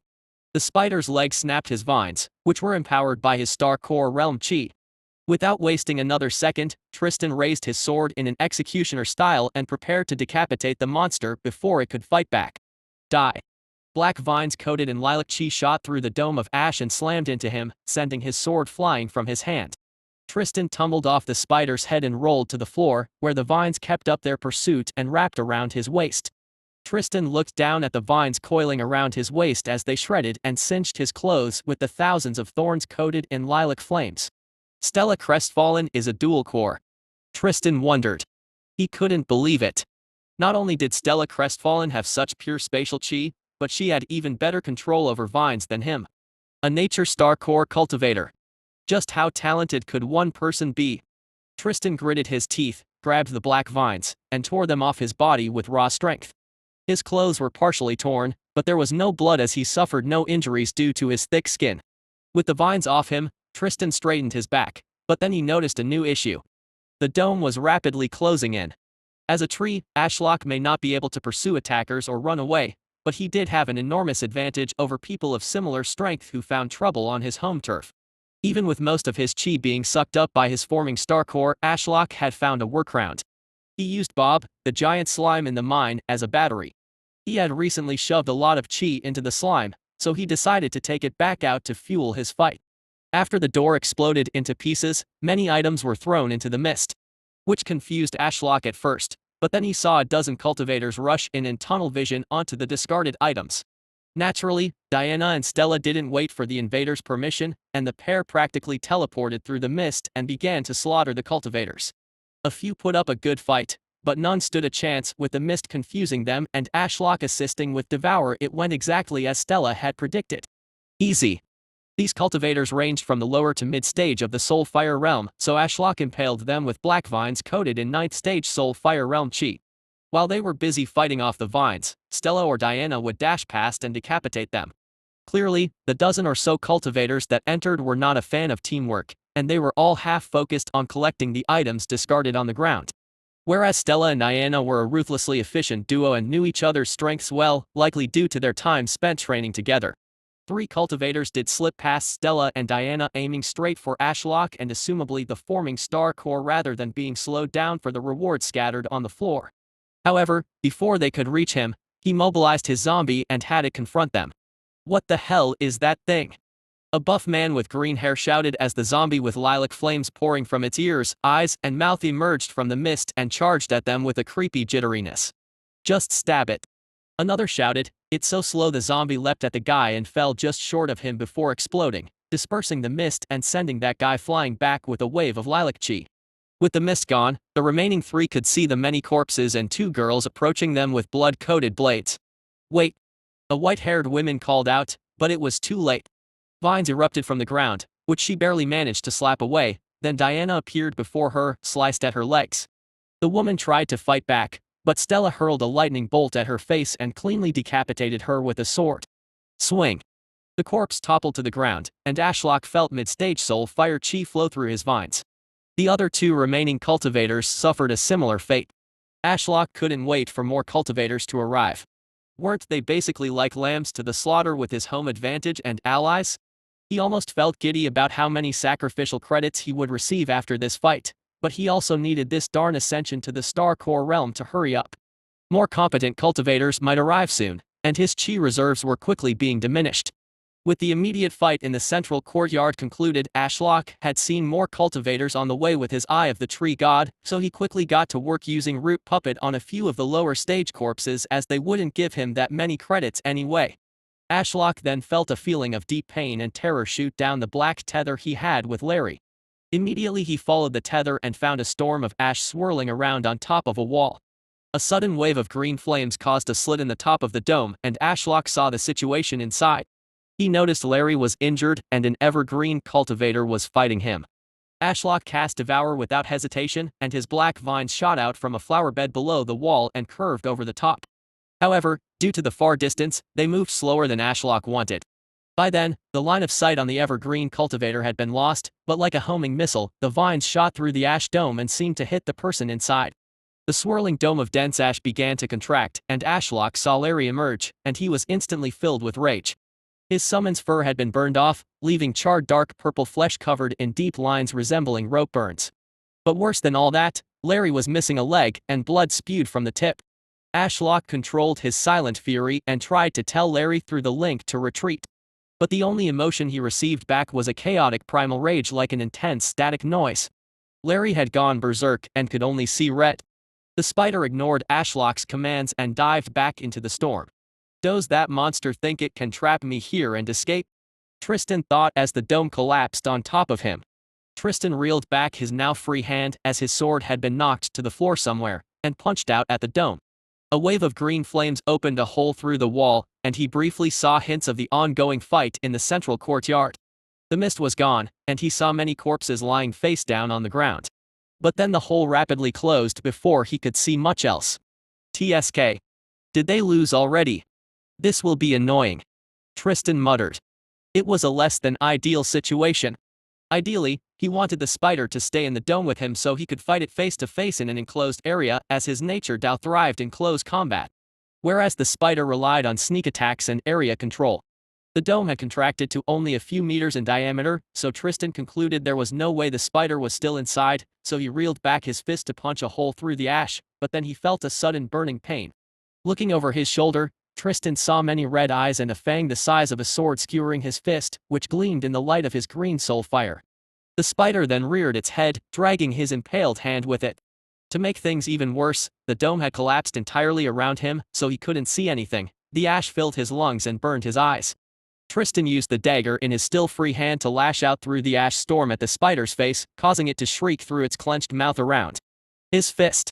Die, die, die, die. Tristan cried as the pain became intolerable, and the spider refused to let go of his fist. How the hell had it suddenly become so strong? Had it gone crazy? Tristan decided this wasn't working, so he burned a large part of his chi reserves to disperse the ash around him by cranking up the ferocity of his soul fire. The flames that had coated his skin roared up to a few meters in height, and Tristan became a column of green hellfire that dispersed all the ash with a wave of his free hand. With his eyes no longer burning, Tristan blinked and saw his surroundings. The spider was still firmly biting his hand, but now two girls stood on either side with swords drawn and an indescribable fury in their eyes. But Tristan was confused. One of the girls was Stella Crestfallen. So who the hell was ascending to the Star Core realm? Chapter 60, The Abyss's Cold Embrace. Ashlock felt a surge of pain through the tether with Larry and also through his Devouress vines. The swirling dome of ash that had contracted around the evergreen cultivator suddenly began to glow red-hot as if trying to contain a star. Is the evergreen guy going supernova? Ashlock wondered, and his mind raced for a solution. At such a close range, would his trunk even survive? Would Stella and Diana perish?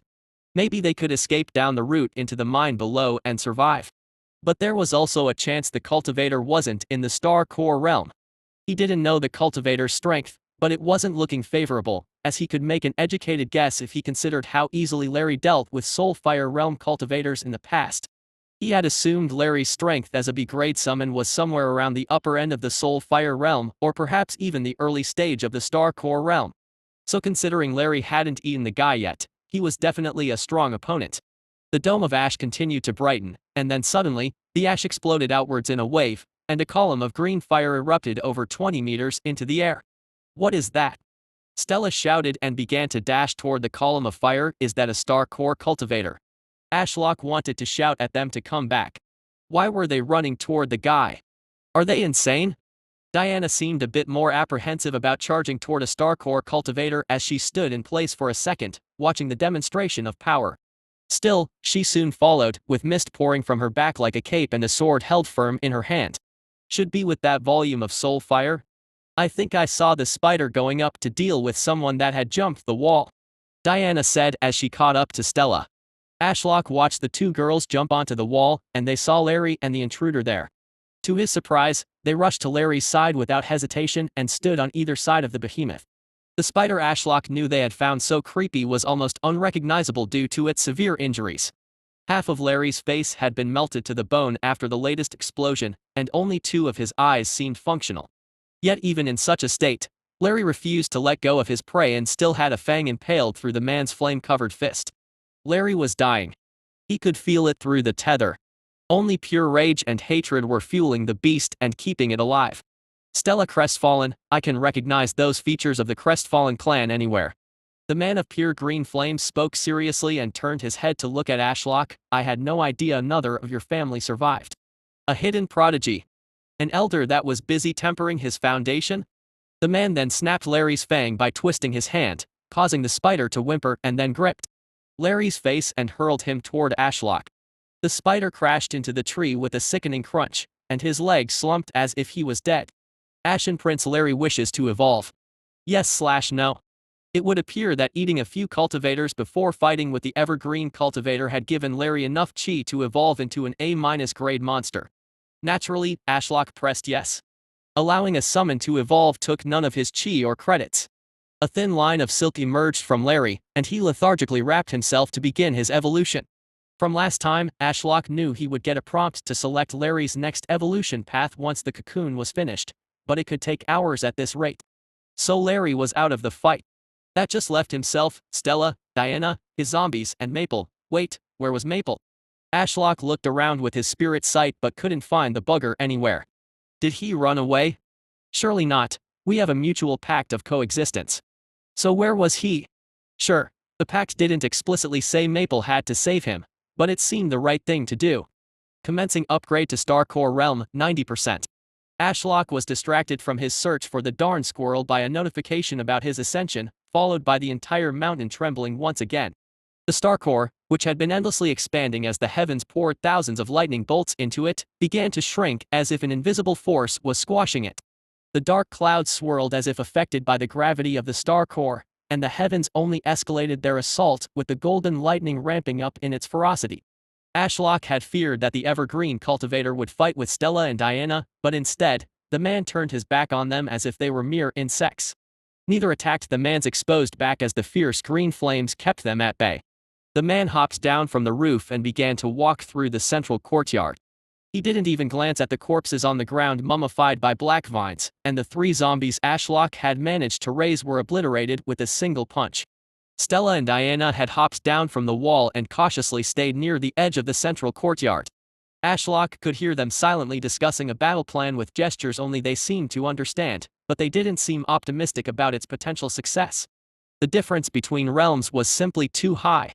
Despite not even being in the star core realm yet, just looking at the density of the chi from his forming star core, Ashlock could estimate it to be over 100 times greater than his old soul core. As the man walked across the courtyard, Ashlock tried to cast Devour on him again, but the vines coated in his 9th stage soul fire chi couldn't even get close and simply disintegrated and flattened by the intense gravity surrounding the man. He must be burning his chi reserves at a stupidly high rate to maintain that column of fire. Ashlock thought to himself. Was there a way to distract or slow him down? The man's eyes, which had been glued to the rapidly shrinking star core overhead, flickered between Ashlock's branches as if he was searching for something. Don't want to show yourself? The man mocked. Then I'll help myself to the fruits of your labor. The man raised a hand, and a tendril of green chi shot out and snaked through Ashlock's branches before latching onto his forming star core. Warning, star core ascension unstable. Ashlock could feel himself being drained. It was a bizarre feeling, but the star core was a literal manifestation of his soul. So to have someone siphon his soul was naturally horrific. Warning, soul integrity at 99% impending risk of memory loss and soul death. What the fuck?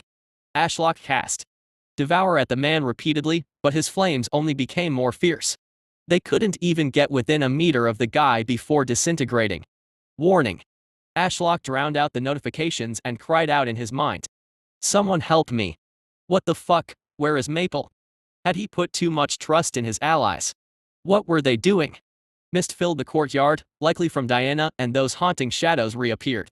Ashlock had thought this technique was rather overpowered before. But now watching the mist, unable to get near the evergreen cultivator, and the man easily tracking Diana through the mist made him reevaluate what was powerful in this world. What chance did a mid-stage soul fire realm cultivator have in the face of overwhelming might? The man's mere presence exerted so much gravity on his surroundings that Ashlock doubted Diana could even swing a sword at his neck, let alone his intense green flames that incinerated anything that got too close. It seemed almost hopeless. Was he going to die here? Sucked to death by some evergreen bastard? Leave Tree alone. A lone female voice grabbed the man's attention. Stella stood before Ashlock's trunk with a sword held firmly in both hands, coated in purple flames and lightning arcing along its surface. Her expression was grim, and Ashlock could tell her chi was nearly depleted from the flames flickering. No, run. Leave me. Ashlock cried out. He was convinced that no matter what, he could regrow from the ashes and rise again, but if Stella died, there was no coming back. He had already experienced seeing her corpse and thinking she was dead. Never again. He didn't want to experience it again. Ashlock had no idea what her plan was until she had got the man's full attention, and a shiver ran down Ashlock's spine. Stella's 2 eyes became swirling abysses, and the evergreen cultivator immediately cancelled his siphoning of Ashlock's star core. Star core ascension stable. Commencing upgrade to star core realm, 91%. The evergreen cultivator seemed clearly affected as his green flames faltered. He immediately bolted at Stella and punched at her stomach, which she blocked with the hilt of her sword, but was still sent flying back into Ashlock. Luckily, the half-dead Larry cushioned her fall but caused the spider to whimper. Stella coughed violently, and blood spewed from her mouth, but she wiped it away with the back of her hand and glared at the man of green flames that strode toward her. I was always interested in that artifact. I heard rumors about it from my brothers. Eye of the Demon they called it, a rather fitting name after experiencing its power. Stay back. Stella shouted, raising her sword with shaking hands and trying to distract the man from Diana, who was approaching from behind.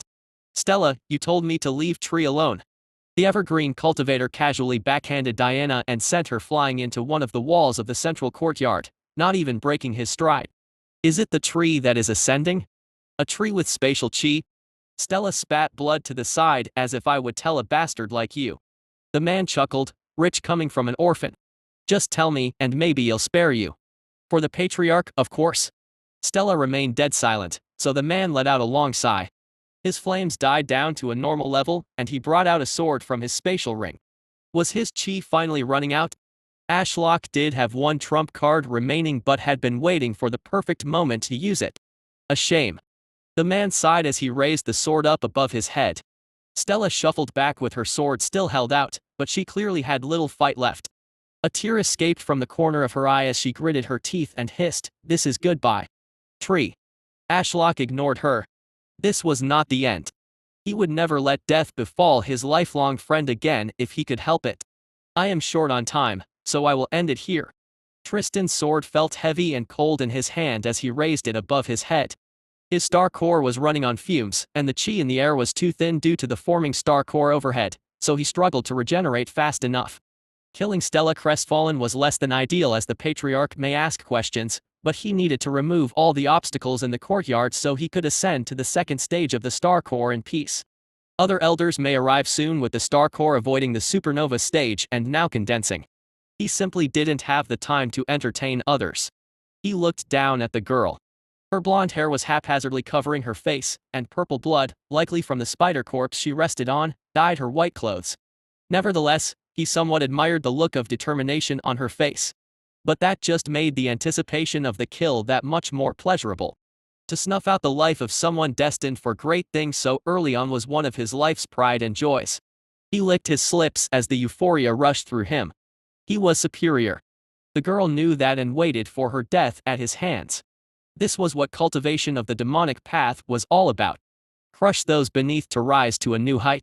It was all part of heaven's will. To devour, conquer and rule others. Reach and become the apex. To be the ultimate predator in human form. That was the path he had chosen. A lonely road to the top littered with corpses, blood, and broken promises. Tristan sneered as the girl tried to shuffle away, and he spiritually sensed the other girl pushing herself out of the hole in the wall behind him. It had been but a moment, but the superiority he felt was undeniable. He was the executioner, the decider of their fate. But then he heard a crack. His eyes naturally followed the noise. It was coming from the trunk of the tree. Its smooth glossy black surface trembled and split apart. Intrigued by what may lie beyond, Tristan kept watching the spectacle.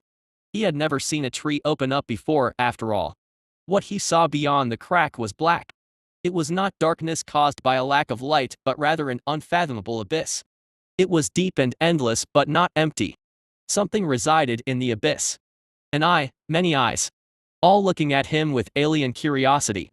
He felt enchanted by their depth and hidden insight. It was as if they had gazed upon the stars, seeing universal tyrants' birth and extinction. He was totally enthralled.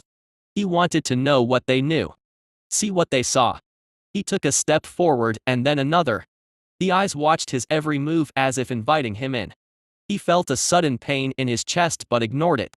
What was a little pain compared to the salvation and wisdom into the divine that these eyes could provide him? They were so peaceful and calm until they weren't. They turned ferocious. Savage. A primal rage that seemed directed at his very soul. Had he angered them somehow? Finally, he couldn't endure their scrutiny and looked away, down at his feet. His foot was planted on the chest of a girl he recognized who looked up at him with those same eyes, ones of an abyss. He shuddered. Why was it so cold? The girl grinned. He followed her gaze and saw a metal blade with blood trickling down its length and tarnishing the girl's pale hands with their sickly color. As the blood flowed, he felt colder. Tracing the blade, he saw it was connected to him. No, connected was the wrong word. Impaled would be more fitting. He had been impaled through the heart by a sword. Black vines dug into his shins and slowly crawled up his legs like coiling serpents. They shredded his clothes and cut his skin. The pain was terrible. He felt so sluggish as if sleep he had been evading for so long had finally caught up to him. His hands reached up and gripped the blade, trying to pull it out, but the girl pushed it in deeper. His mind began to drift. Would going to sleep be such a bad thing? He hadn't rested for so long. The vines wrapped his head and obscured his eyes. He didn't even have the strength to circulate his chi anymore. Suddenly, he felt a sharp pain in his neck and breathing became impossible. He gasped, but only the gurgling sound of blood reached his ears and his vision blurred. Finally, he lost his balance as he became lightheaded and tumbled, landing hard on his back. He tried to raise his head, but he felt the weight of the world dragging him back down. A brief moment passed before everything went black. Chapter 61, Not the Time for Alchemy. Ashlock waited for the perfect moment to strike. When the evergreen cultivator's chi had run dry, and he stood only a meter away, Ashlock unleashed his demonic eye. It was his trump card, and he had no idea if its bizarre effects would even affect the cultivator. But he was desperate. If this failed, it was all over. The sound of his trunk cracking open seemed to draw the man's eyes. However, he didn't shy away or shudder like Stella and Diana, rather, he appeared enthralled and drawn in by his demonic eye. The evergreen cultivator kept walking closer and lowered his sword, as if hypnotized. He took another step, and Stella groaned and coughed up more blood as the man's foot pressed on her stomach, likely on the same spot he had hit moments ago. Ashlock naturally became enraged. How dare he hurt and step on Stella like that? The man took one more step closer, and to Ashlock's surprise, Stella had managed to raise her sword, balance it on the evergreen cultivator's knee, and thrust it into his upper chest, where his heart should be. The man's eyes went wide, and he broke eye contact with Ashlock's demonic eye and stared down at the sword impaling his chest. For a brief moment, Ashlock feared the man would kill Stella before he died, so Ashlock cast Devour. The man's chi had completely died down, letting the thorned vines fully mummify him. He tried to reach up to pull away the blade, but Stella just thrust it deeper, causing his arms to go limp. Was he dead? Ashlock feared the cultivator could survive, but then Diana came and sealed the deal. She snuck up from behind, summoned a dagger to her hand, and thrust it between the coiling vines where the back of the man's neck should be. The evergreen cultivator fell backward, the dagger still lodged into his neck, and the blade went all the way through his neck when he hit the floor. The man remained motionless. Dead. Commencing upgrade to Star Core Realm, 95%. It was over. The fight had been won. Ashlock tore his sight away from the corpse being devoured by his vines and looked to the skies above. The star core that had been hundreds of meters across had condensed into a dense, glowing ball the size of Stella's head. It looked so small, floating above his branches. Yet it let out enough light to illuminate the entire mountain range. Suddenly, all the lightning ceased and dark skies overhead parted.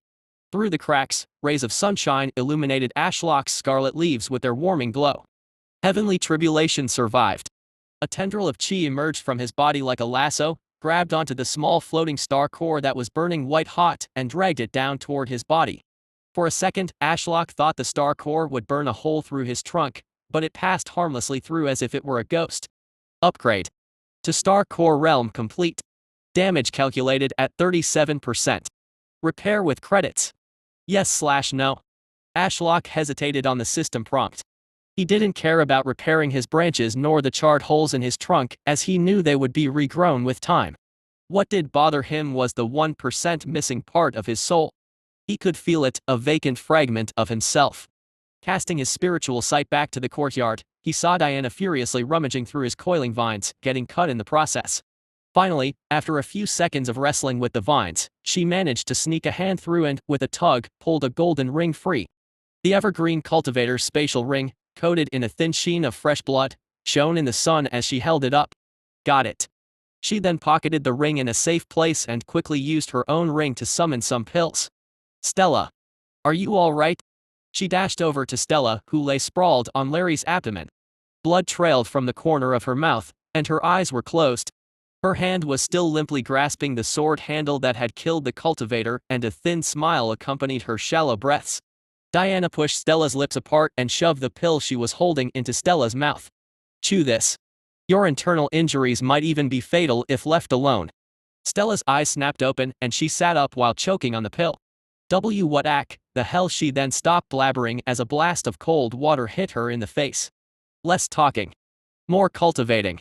Diana ordered. Cultivators are on the way, I can feel their presence closing in on the base of the mountain, but they are loitering around for some reason. Stella blinked as the frozen water seemed to snap her back to reality. He watched her look around the half-destroyed courtyard littered with corpses being devoured by him as she chewed on the pill. Then, with water still dripping from her face and hair, she sluggishly pushed herself off Larry, sat cross-legged, and began cultivating. Ashlock could tell since she became the central point of a small vortex of chi that had flooded back into the area after his ascension finished. With Stella and Diana sitting cross-legged and busy cultivating, he focused inwards on himself. Floating in his trunk was the new star core. It was captivating, and its immense chi generation flooded every inch of his body nearly instantly. If his previous marble soul core had been a filter that took in the untamed chi from the outside world and forcefully converted it into spatial chi, this star core was a spatial chi generator. However, it didn't rely on chi from the outside. Instead, it produced it all by itself but could be refueled from outside chi if needed. He basically had a power station inside himself now. Spatial chi rushed down his roots and seemed to endlessly flow into Bob, the slime in the mine, who had almost fully reverted to its previous state as the spatial chi had been extracted. Plus 50 SC. Plus 62 SC. Plus 49 SC. Plus 54 SC. Plus 71 SC. Plus 40 SC. Plus 84 SC. All of a sudden, a string of system notifications appeared. Looking back at the central courtyard, Ashlock saw his vines retreating into the ground. 7 of the 13 corpses had been consumed. That left 2 more, 3, including the Star Core cultivator. 3 other corpses were in the courtyard, but Ashlock saved them for the root puppet skill as they would be worth almost 0 credits due to their low cultivation realm. It felt weird for Ashlock to see first stage soul fire realm cultivators as ants and deem them worthless, but it was true.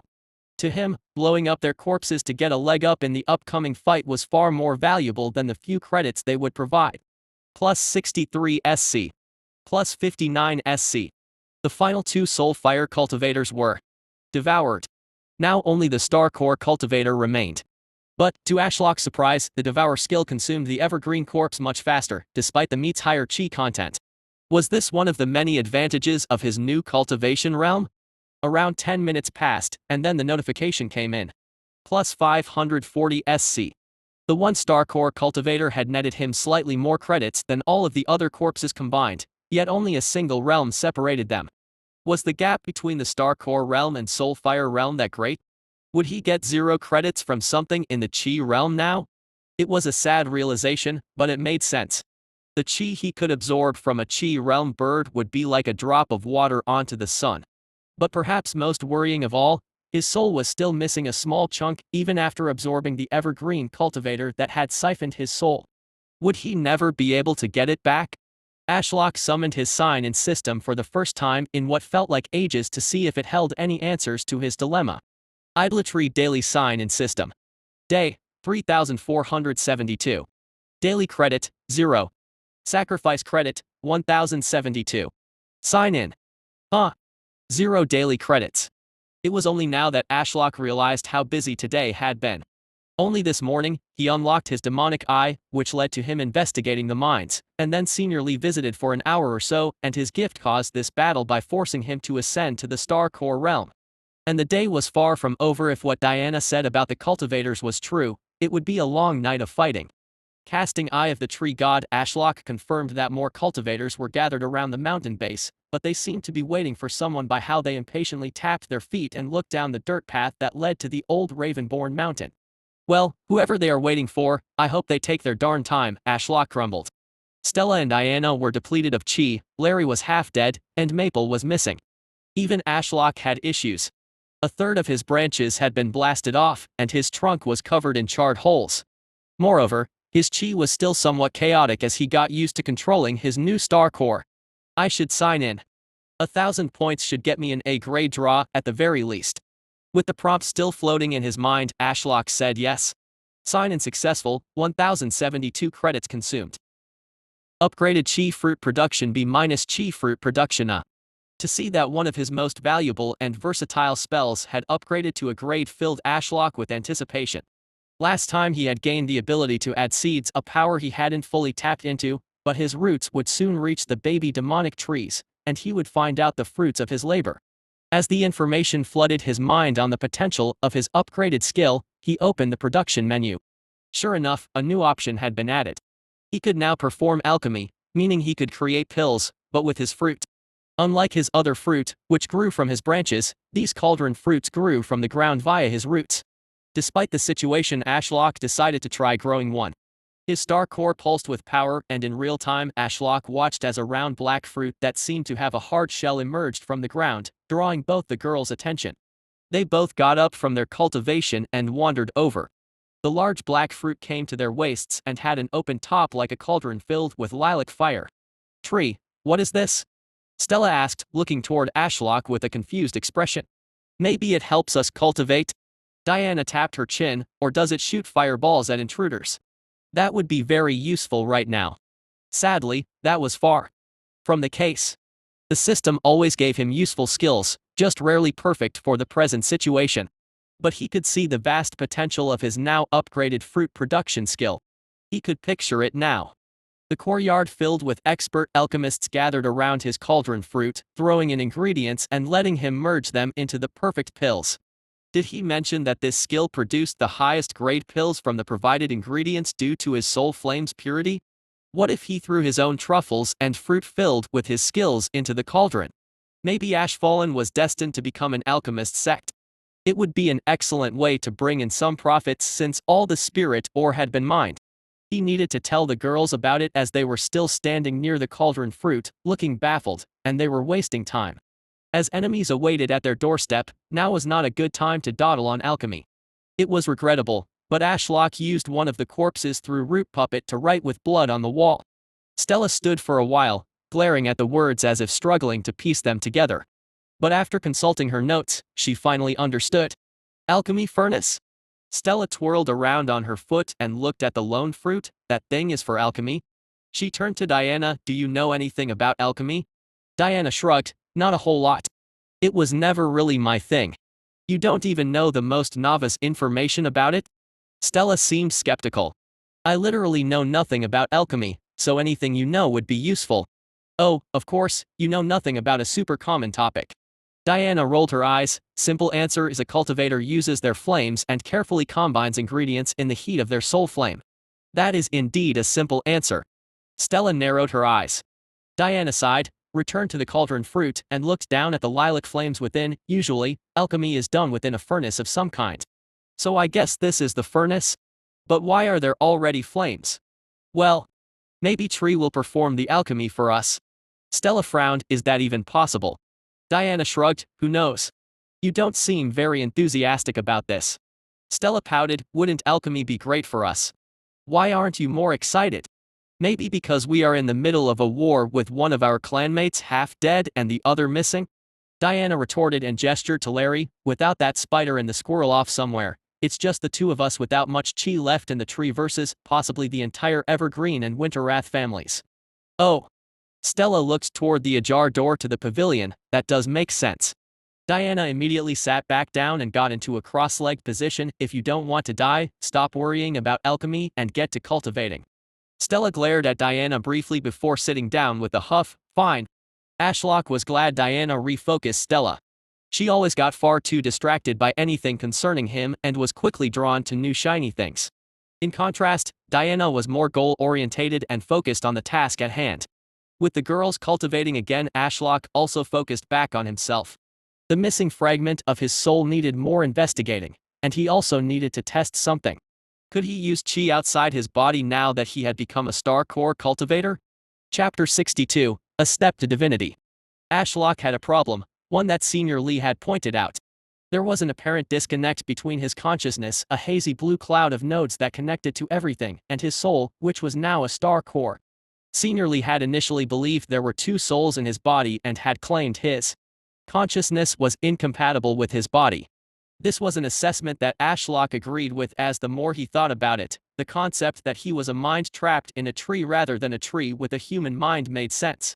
Lilac flames that were denser than ever flickered to life across his branch, drawing the brief attention of Stella, but she soon returned to her cultivation with a smile. Unsurprisingly, the flames of his soul refused to leave the confines of his body. Power was never the limiting factor here. Instead, it was his body, a prison for his mind. His consciousness could affect and direct everything within himself, but he could not access the outside world. Only by using puppets and forcing his chi through their spiritual roots could he influence the outside world. So what was the solution? How could he fix this? The obvious answer was to become fully tree. However, there was a chance that his reincarnated soul, which was once human, was simply incompatible with a tree, and only through the system was he able to puppet the tree's body as if it were his own in the first place. So was the system his only savior? Was there a skill he was lacking? Or did he need to ascend to a higher realm for the system to reward him? Ashlock didn't like his odds. The last thing he wanted to do was fully rely on the unpredictable system. He wanted to carve out a solution by himself in the likely scenario that the system never helped him. So other than throwing away his humanity somehow and fully embracing the tree life to morph his consciousness into one that fit a tree. Was there another way?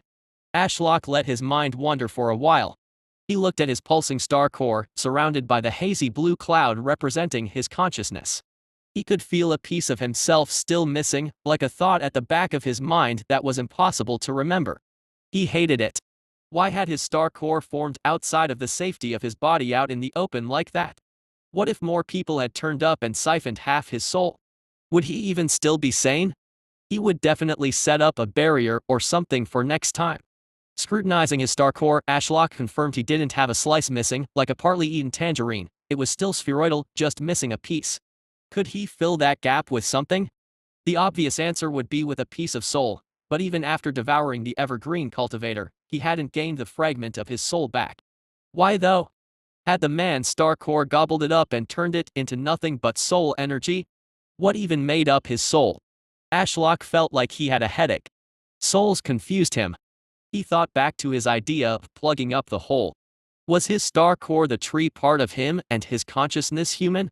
Or was it his star core that was disconnected from his tree body? What if he plugged the hole in his star core with his consciousness? Or somehow linked his mind with his soul? A great trail of thought, but how does one even do that? There were no guidebooks, or maybe there were.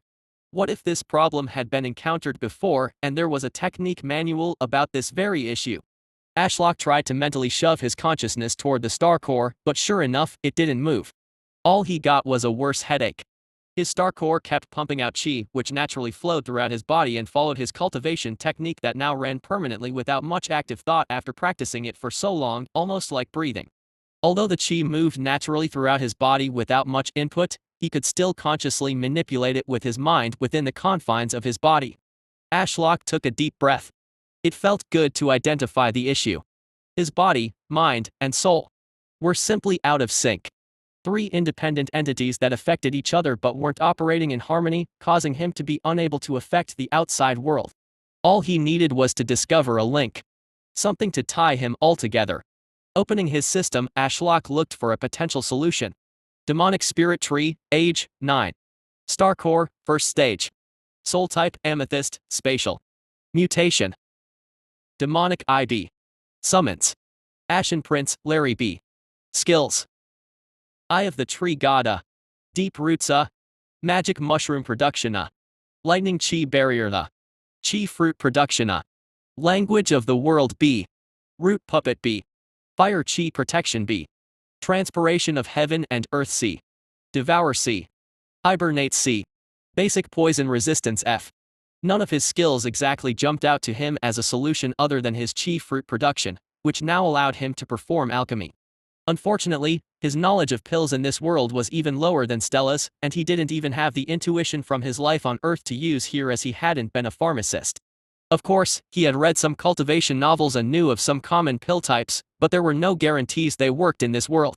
So far, he had seen healing pills and lightning chi-filled pills. So not much evidence of soul-fusing pills. What about mind-altering drugs or people that cultivated the Tao of Souls? Ashlock hadn't seen evidence of either, but his magic mushroom production might have a similar effect. Looking through the pop-up menu, Ashlock could see the timer ticking down on the truffle he had started growing long ago. But why does it say the estimated time till completion is only 2 weeks now? Ashlock couldn't remember what it had said before as he knew it would take a year or so to grow, but he was certain there weren't supposed to be only 2 weeks left. Oh, my chi output increased drastically. That makes sense. Another new benefit of his star core had been found. He could now produce more magic mushrooms and grow them faster. If people uncover this ability of mine, I am going to become some supreme being's drug producer, aren't I? Ashlock could only sigh and scroll through the options. Since he could make more now, He would make one for Diana and see if he could find an option for himself. For Diana, he decided to make a second spirit root upgrading truffle as she also had inferior spirit roots like Stella. He would make more, but he wanted the maximum chi available for the upcoming fight.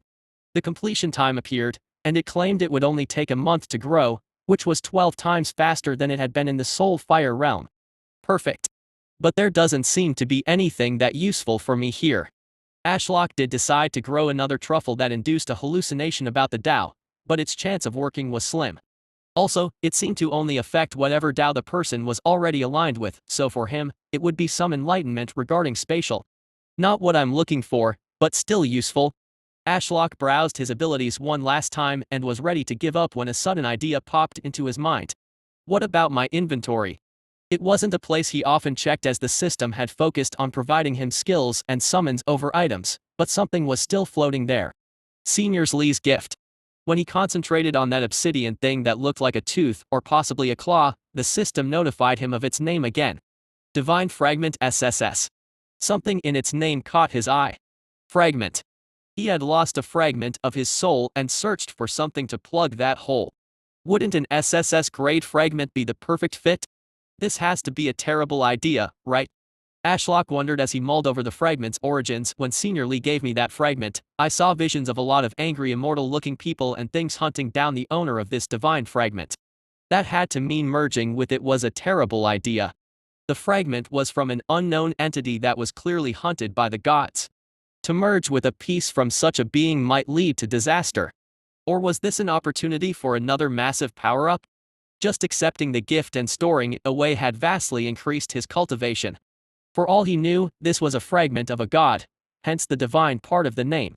Would merging his soul with a fragment of a god make him a demigod? Ashlock took a deep non-existent breath and stopped looking within himself. He needed to clear his mind. The courtyard was peaceful for the most part if one overlooked the blood-covered broken walls or the fallen branches surrounded by smashed poisonous fruits. But for how long would it remain peaceful like this? He had already attracted the attention of the entire valley by ascending to the Star Core realm, and then Senior Lee had come and checked him out because he evolved and gained a demonic eye. He couldn't keep a low profile anymore. Ashlock activated his Eye of the Tree God and realized he could now see the entire valley, including Darklight City. Is that an airship? He saw a red balloon sailing across the sky and over the valley. Does that mean there are other cities nearby? Ashlock couldn't believe it. Darklight City was already the size of a metropolis. It practically filled the entire valley. The Ravenborn Grand Elder's explosion had looked devastating with his limited view, but the destroyed portion was minuscule in the grand scheme of things. Ashlock could see cultivators suddenly shroud themselves in green and white flames throughout the city and begin heading his way. Did their family send out a signal or something? Things were looking grim, as Diana had pointed out previously. The girls were both mid-stage Soul Fire Realm cultivators and had only gotten the upper hand over the previous group of cultivators because they had let their guard down while being distracted by the items thrown on the ground. It also helped that the cultivators refused to work with one another and were also blinded by the forming Star Core. But now Diana and Stella were depleted of chi. And Larry lay half-dead, slowly covering himself in silk and trying to evolve. Ashlock realized it was time for him to step up as the patriarch of his sect. He couldn't hide behind his allies forever, and since he was now the highest realm individual in the sect, except maybe Maple, he was now expected to pull his weight. Cultivators swarmed around the base of the mountain. Ashlock could see hundreds. There were too many to count. There was a genuine chance that this could be the last night Ashlock knew peace. It didn't take a seasoned general to see the chance of them all surviving even until the morning was impossible. Ashlock needed something to turn the tides. If he was about to lose everything anyway, why not take the risk and merge with the fragment of a slain divine being?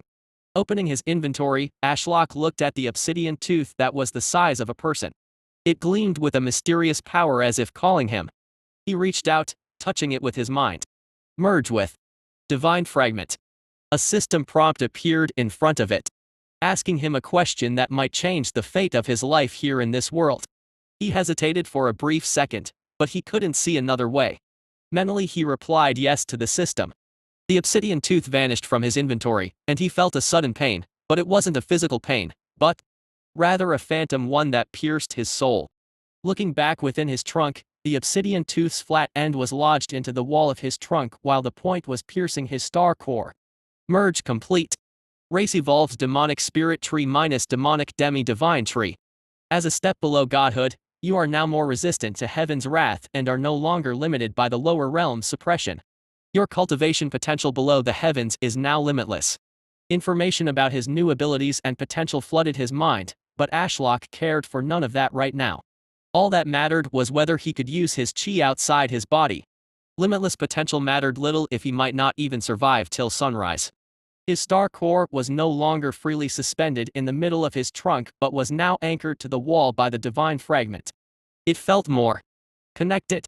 Sure enough, as he commanded his spatial chi, it channeled through the fragment and into his body. But the fragment did something else, it seemed to link him to heaven's will. The world now understood his intentions.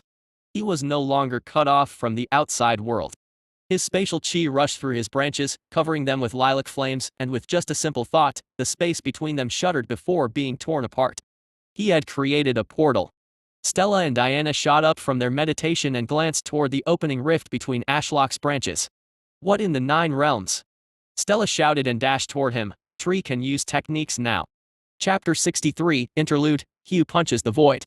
With the turbulent storm gone, the gathered cultivators at the mountain's base watched the sun dip below the valley's mountain range and plunge them into darkness.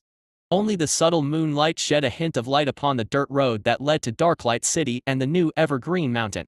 Eleanor Evergreen frowned for the umpteenth time at the empty road and tapped her foot impatiently. It had been hours since she arrived here with the others, but the Grand Elders were yet to show up and direct them. One of her followers noticed her annoyed gaze and approached her with cautious steps. Eleanor, I am afraid there is still no news from the Grand Elders.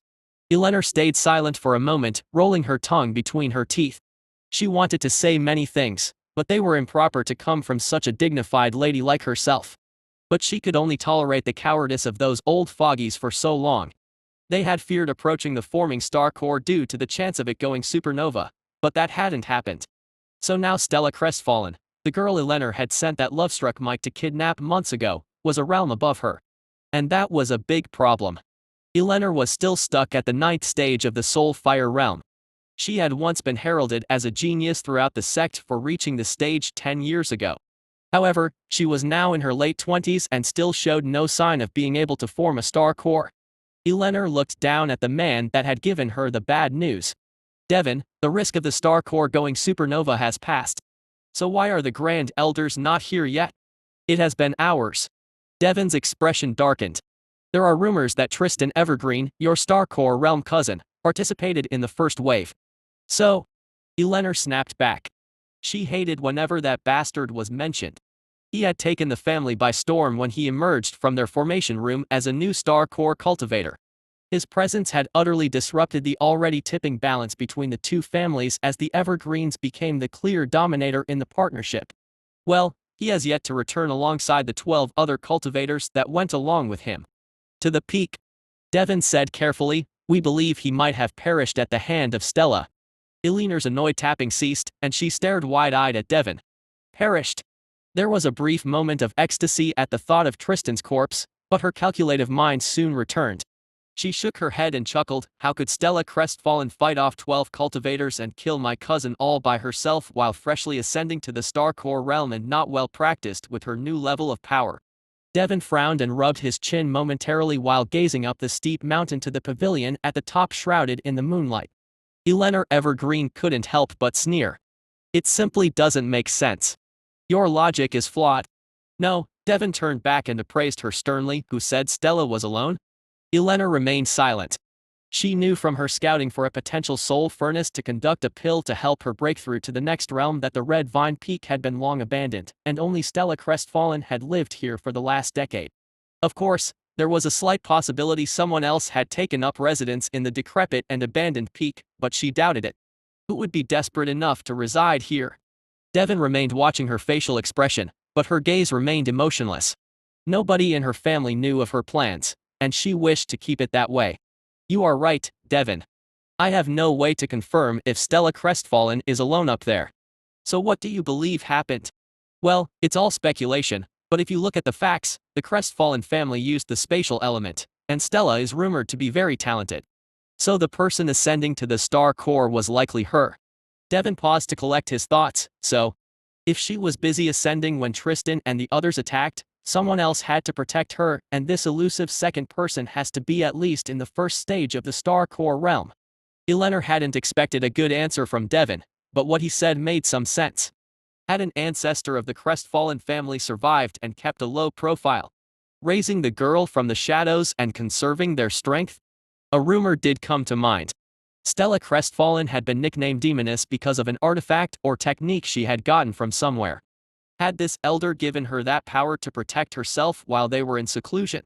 There were too many questions and not enough answers. Do we have to wait for the Grand Elders? Can't we just storm up there ourselves and take a look? Eleanor said while grumbling. Devon laughed. If you want to die so soon, be my guest. I have no idea what is keeping the Grand Elders from arriving, but if there are 2 star core cultivators up there, we will need all of us and the Grand Elders to stand a chance. Eleanor contemplated Devon's words as her sights returned to the moonlit mountain peak, but something suddenly appeared before her, blocking her view. She couldn't help but blink in confusion. A rift in space had opened between them and the mountain.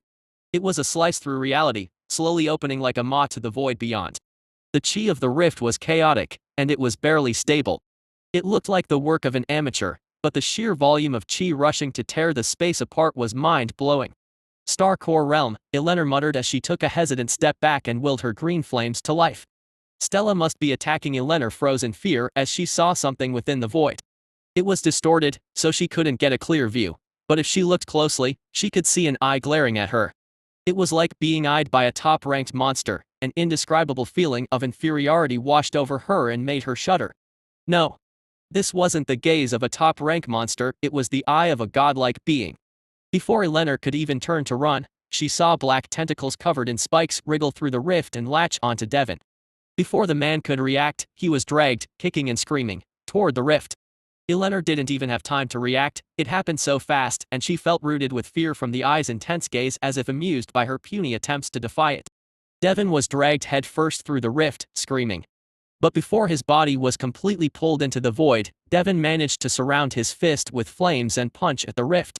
A terrible idea. Eleanor was thrown backward and smashed into a tree as a wave of spatial chi accompanied the rift, suddenly collapsing. Her arms, which she had brought up at the last second, were burned, and if not for her chi protecting her, she might have died. That bitch. Eleanor spat blood to the side and heaved herself from the wrecked tree. To sneak attack like that, she is even more of a coward than I thought. Eleanor coughed blood and stumbled as she tried to gain her bearings. Cultivators from the 2 families rushed toward her, shouting her name, but her ears were ringing and her sight blurry. Then, a moment later, she recovered as her body flooded with chi. She looked past the group of concerned cultivators and saw the upper half of Devon's torso lying on the ground. Eleanor Evergreen. A man with snow-white hair and a robe barked from the side, ignoring her condition. What in the 9 realms was that? An attack, obviously. Eleanor rolled her eyes as she summoned a healing pill and ate it, a poorly made portal, but with a tremendous amount of chi behind it. I suspect it was constructed by Stella Crestfallen. What about those vines?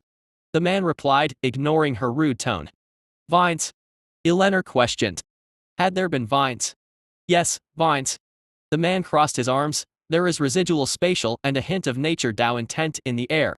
I believe those black tentacles were vines or roots of some kind. What the Winter Wrath man said made sense. Eleanor shook her head and re-evaluated the situation.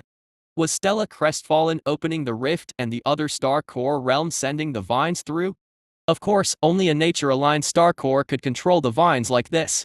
Then a terrible idea occurred to Eleanor. What if Tristan Evergreen had never left the mountain and decided to team up with Stella to betray the family? With 2 star core realms, they could contend with the other families, especially if they worked together like this. It was a plausible conclusion and one that terrified Eleanor to her core. But what was that eye? A mental attack. She had heard of Stella Crestfallen being called a demoness due to her artifact, but she had never personally experienced its effects. Had it gotten stronger after she reached Starcore? Eleanor felt like all the puzzle pieces were slowly coming together, since when had Tristan Evergreen and Stella Crestfallen planned this? How had they maintained contact in secret? In fact, the family still didn't know exactly how Tristan had reached the Starcore realm so quickly. She was broken from her thoughts when another rift suddenly opened. This time she was ready and immediately closed her eyes, focusing solely on spiritual sight. Unfortunately, the Winter Wrath man seemed less prepared and, just like Devon, found himself entirely immobilized by the vines as they wrapped around his limbs. He fell to the ground, frailed around, kicked at the soil in a vain attempt to try and break free, but nothing worked.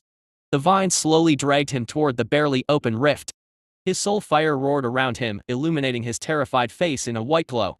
But the vines became coated in a sheen of lilac chi, just like the forming star core from earlier, meaning he was still unable to break free. Eleanor blinked. Was Stella a dual affinity? How could the vines from Tristan be coated in Stella's spatial chi? These were questions for another time. Eleanor didn't particularly care for the man, but she still felt some obligation to at least try and save him. A sword appeared in her hand, and she closed her eyes, trying to ignore the ominous gaze of the eye that she could still feel, and swung her sword at the vines. Her sword connected and she felt the vines she hit give way, but there were still many coiling around the man. So she blindly raised her sword and, using her spiritual sense, struck at the vines between him and the rift, but then she felt her sword being held by something. Opening her eyes, she came face to face with the distorted godlike creature's eye that looked at her with a wrathful fury that made her want to run away. But she couldn't, vines now coiled around her sword. Frozen in fear, Eleanor's hands felt limp, and with another tug, her sword flew from her hand and went through the rift. Ah! The Winter Wrath man flew past her into the rift alongside a few other cultivators who failed to fight the vines. Eleanor stumbled backward and then managed to break into a sprint. The situation had changed. She needed to contact the Grand Elders immediately. Tristan had switched sides, and Stella Crestfallen was far stronger than anyone anticipated. A new powerhouse had taken root in the Blood Lotus sect. Chapter 64, Black-Blooded. Ashlock had always been an observer, which felt normal as a tree, so he hadn't questioned it much throughout the years.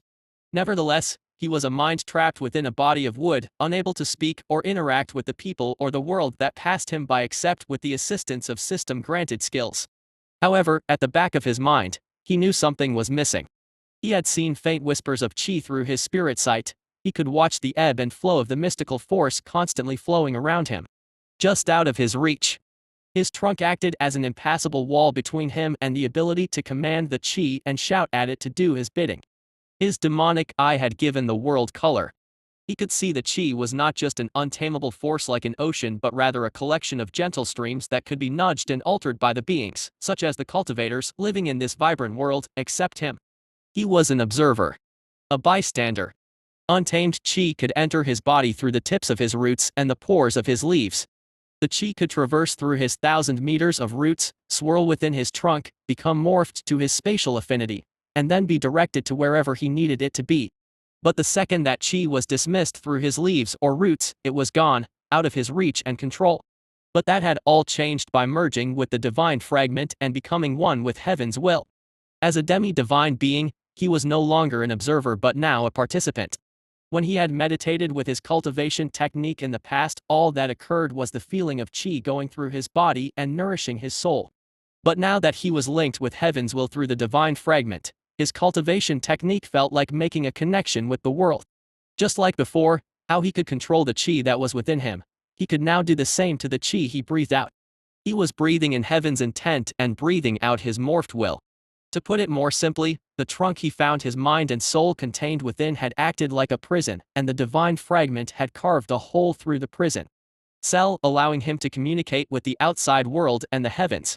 Because without this vital connection between soul and heaven, the possibility of bending the heavens' will to his ideals was impossible. He had been able to vaguely force this connection through root puppets by abusing the corpse's lingering attachment to heaven. But once the latent chi within their bodies was exhausted, the connection was cut and the corpses would explode from his chi as it had nowhere else to go. Transpiration of heaven and earth, his system-granted cultivation technique brought chi in through his roots, funneled it through his star core where he gave the chi spatial affinity, and then his mind gave the turbulent spatial chi intent.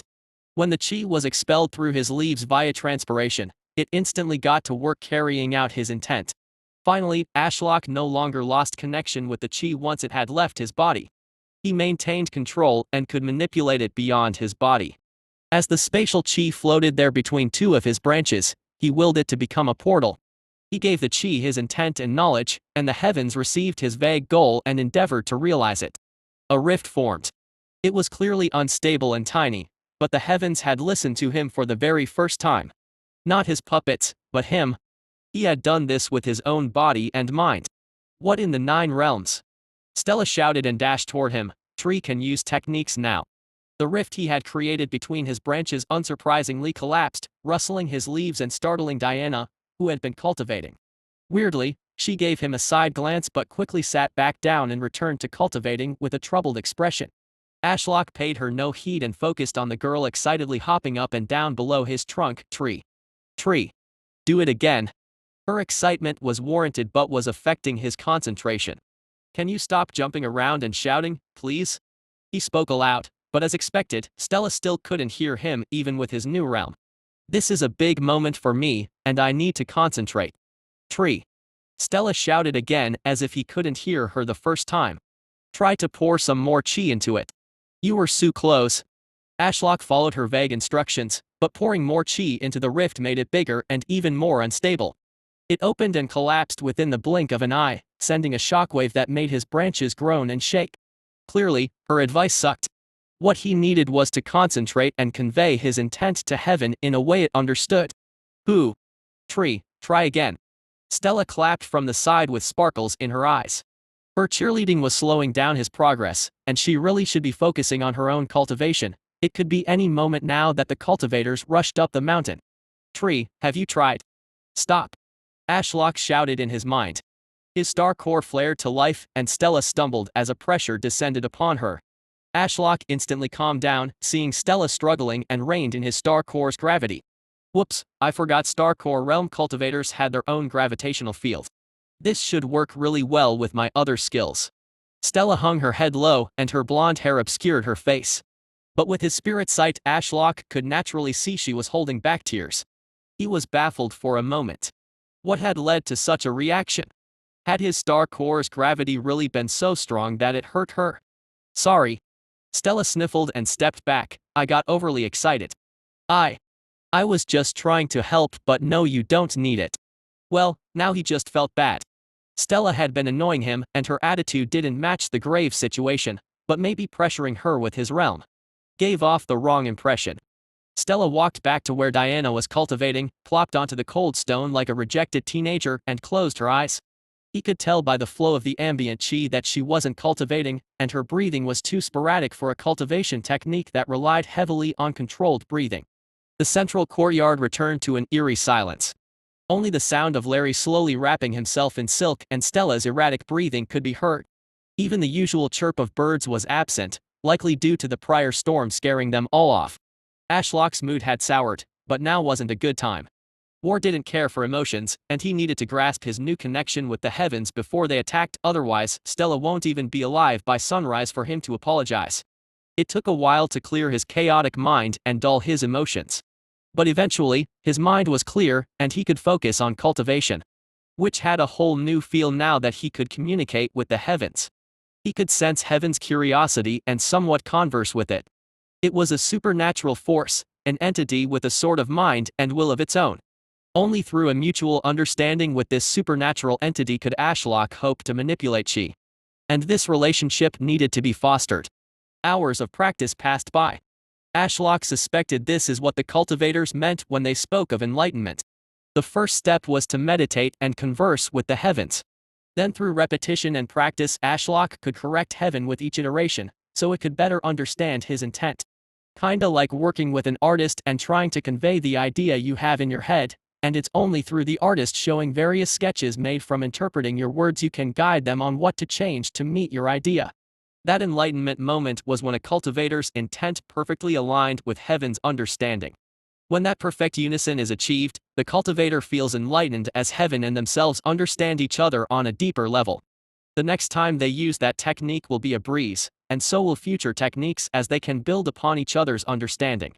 This was the realization Ashlock came to over the past few hours as he rigorously practiced the portal technique. As it turned out, his scientific way of thinking was fine. It was getting heaven to comprehend his line of thinking that took time. It wasn't stupid. But it was as if he was shouting orders at it in French, and it only understood Spanish, so much of the nuance was lost in translation. Repetition is the mother of learning. With each rift he created, his control got a little better, and by sundown, he believed he had cracked it. Finally, he could conjure up a portal between two branches, leading to another one opened between two other branches on the opposite side of his body. And considering how massive he had become, it wasn't an insignificant distance. The portals weren't stable, and he wouldn't trust sending either of the girls through one. But from prior experience, he knew a collapsing portal was just as deadly as an open one. Now he just had to figure out how to attack the people loitering around at the mountain's base. He had regularly checked on them, but they still hadn't moved. Some seemed more agitated than others, but the group of cultivators was only growing and more pooled in from the city. It was a staggering amount. 2 entire families had gathered with the intent to storm the Red Vine Peak, and that was the last thing he wanted. Throughout the evening, he abused his new star core to expand his roots in every direction and made some of them into tunnels that Stella and Diana could use to escape if needed. With his new realm and star core, his growth rate had increased tenfold, and although still a tree and slow at everything, he could grow his roots at a walking pace now. The cultivators were mostly oblivious, but he was tunneling beneath them. He was just a few meters below those resting on a hill at the base of the mountain in front of the forest surrounding a dirt path. It was within that forest that some of his children had grown, and he intensely disliked the idea of the cultivators being so close to them. If I could scare them away somehow. Ashlock had only tried to use techniques around his own body so far. However, he knew he could forcefully push and control chi through his roots. It's how he had killed the rats in the mineshaft, and now that he could control chi that left his body, why couldn't he use techniques wherever his roots are? His devour technique utilized vines that grew out of his trunk, so he couldn't use that to kill these cultivators so far away. What if I open a portal and drag them through it? It opened him up to a counter-attack, as a portal was a two-way street. He could attack them, but they could strike back. I need to stun them somehow. Naturally, his demonic eye came to mind, allowing him to hypnotize and overcome that evergreen star core cultivator. Ashlock used his Eye of the Tree God to find the person closest to the mountain that was emitting the most chi. If he was going to expose one of his attacks, he wanted to grab one of their strongest first with the element of surprise. From his search, he identified a green-haired woman and a man. Both were clearly from the Evergreen family. The lady was at the peak of the soul fire realm as her chi was dense, but she lacked that gravity a star core had, as the grass near her shoe wasn't bowing to her presence. The man seemed a bit weaker but still in the upper end of the soul fire realm. These two were also semi-isolated, so targeting them seemed perfect. Making his root poke out of the ground, he used that as the anchor point for the portal and then pushed as much chi as the root could handle into the portal's creation. Sure enough, much of the chi was lost to the mountain rock and soil due to the long distance, but luckily, his star core was overpowered enough to forcefully push chi over thousands of meters. Then for the final touch, he opened his demonic eye and created the portal's other end right in front of his trunk. The sudden appearance of the eye naturally drew Stella's attention, but again weirdly, Diana didn't react. He looked a little closer at Diana and noticed in the darkness of the late evening that Diana's veins had turned pitch black as if her blood had become liquid tar. What the hell? Ashlock wondered, but he had to focus back on his newly created portal so it wouldn't collapse. Space tore apart, and through his demonic eye, it looked like he had made a distorted tunnel from the top of the mountain to the base, but it instantly covered the distance. Deciding to grab as many people as possible while he had the element of surprise, Ashlock cast Devour, and black vines shot out from his body and went through the tier in space. Weirdly, the only thing he noticed was that the air surrounding the vines at the top of the mountain was much colder than the air at the mountain's base, thousands of meters below. The view through the portal was distorted, so it was hard to target the correct person, but he managed to grab the man as the lady had stepped backward in time. Stella stood beside his eye with her back turned to it. She had her purple flames ready to block an attack and protect him. It was a nice gesture and convinced him she had forgiven him for the earlier incident. As Ashlock pulled the man through the portal, the idiot seemed to decide it was an excellent idea to attack the rift while he was halfway through. That's like setting an elevator on fire while still inside, Ashlock grumbled, losing control over the rift as the man's nature chi disrupted the spatial chi intent operating the portal. An explosion filled the courtyard, and the man, still covered in green flames, went flying and stopped after smacking into Ashlock's trunk. Stella looked down at the torso of the man severed in half just below the lungs and shook her head. He always was half a man. Did Stella just tell a joke? She seemed to think it was rather funny as she turned to Diana while chuckling and pointing to the man. But Diana was too busy spewing black blood from her mouth to see what Stella was laughing at. "Diana!" Stella called and rushed over. "Hey. Are you all right?" Diana never replied. She quivered before collapsing onto her back with her eyes wide open, looking at the night sky. Chapter 65, Rift Assassin. The cool mountain breeze did little to calm Stella's racing heart as she rushed to Diana's side.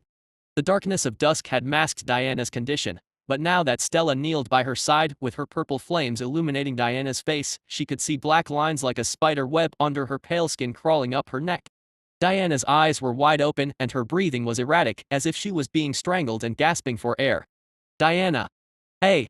Stella gently shook Diana and waved a hand over her eyes, but Diana's pupils didn't follow the movement, they just stared straight ahead. So Stella examined closer and saw the black lines creeping across Diana's eyes as well. What is happening? Is she poisoned? Stella wondered as she carefully touched Diana's neck to check her pulse. It was weak, and Diana's skin was stone cold.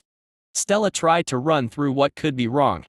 Diana had been relatively quiet ever since a few hours ago. The chance she had been poisoned from the fight earlier was unlikely. She would have spoken up sooner. So what could it be? "Hey, Diana. Can you hear me?" Stella shook her a little harder, but she had that same emotionless and dead gaze that looked past her at the night sky. Then Diana suddenly began screaming and trashing around. Stella almost jolted from surprise and tried to hold her down. "Stop squirming around so much. Tell me what's wrong." Diana ignored her and kept gnashing her teeth and trying to claw at her face. By now her eyes had turned black, like one big, soulless pupil, and she was snarling like a dog. Stella then found herself being overpowered and pushed off. "Run!" Diana managed to hiss through clenched teeth as she summoned a sword from her spatial ring. "Run far away."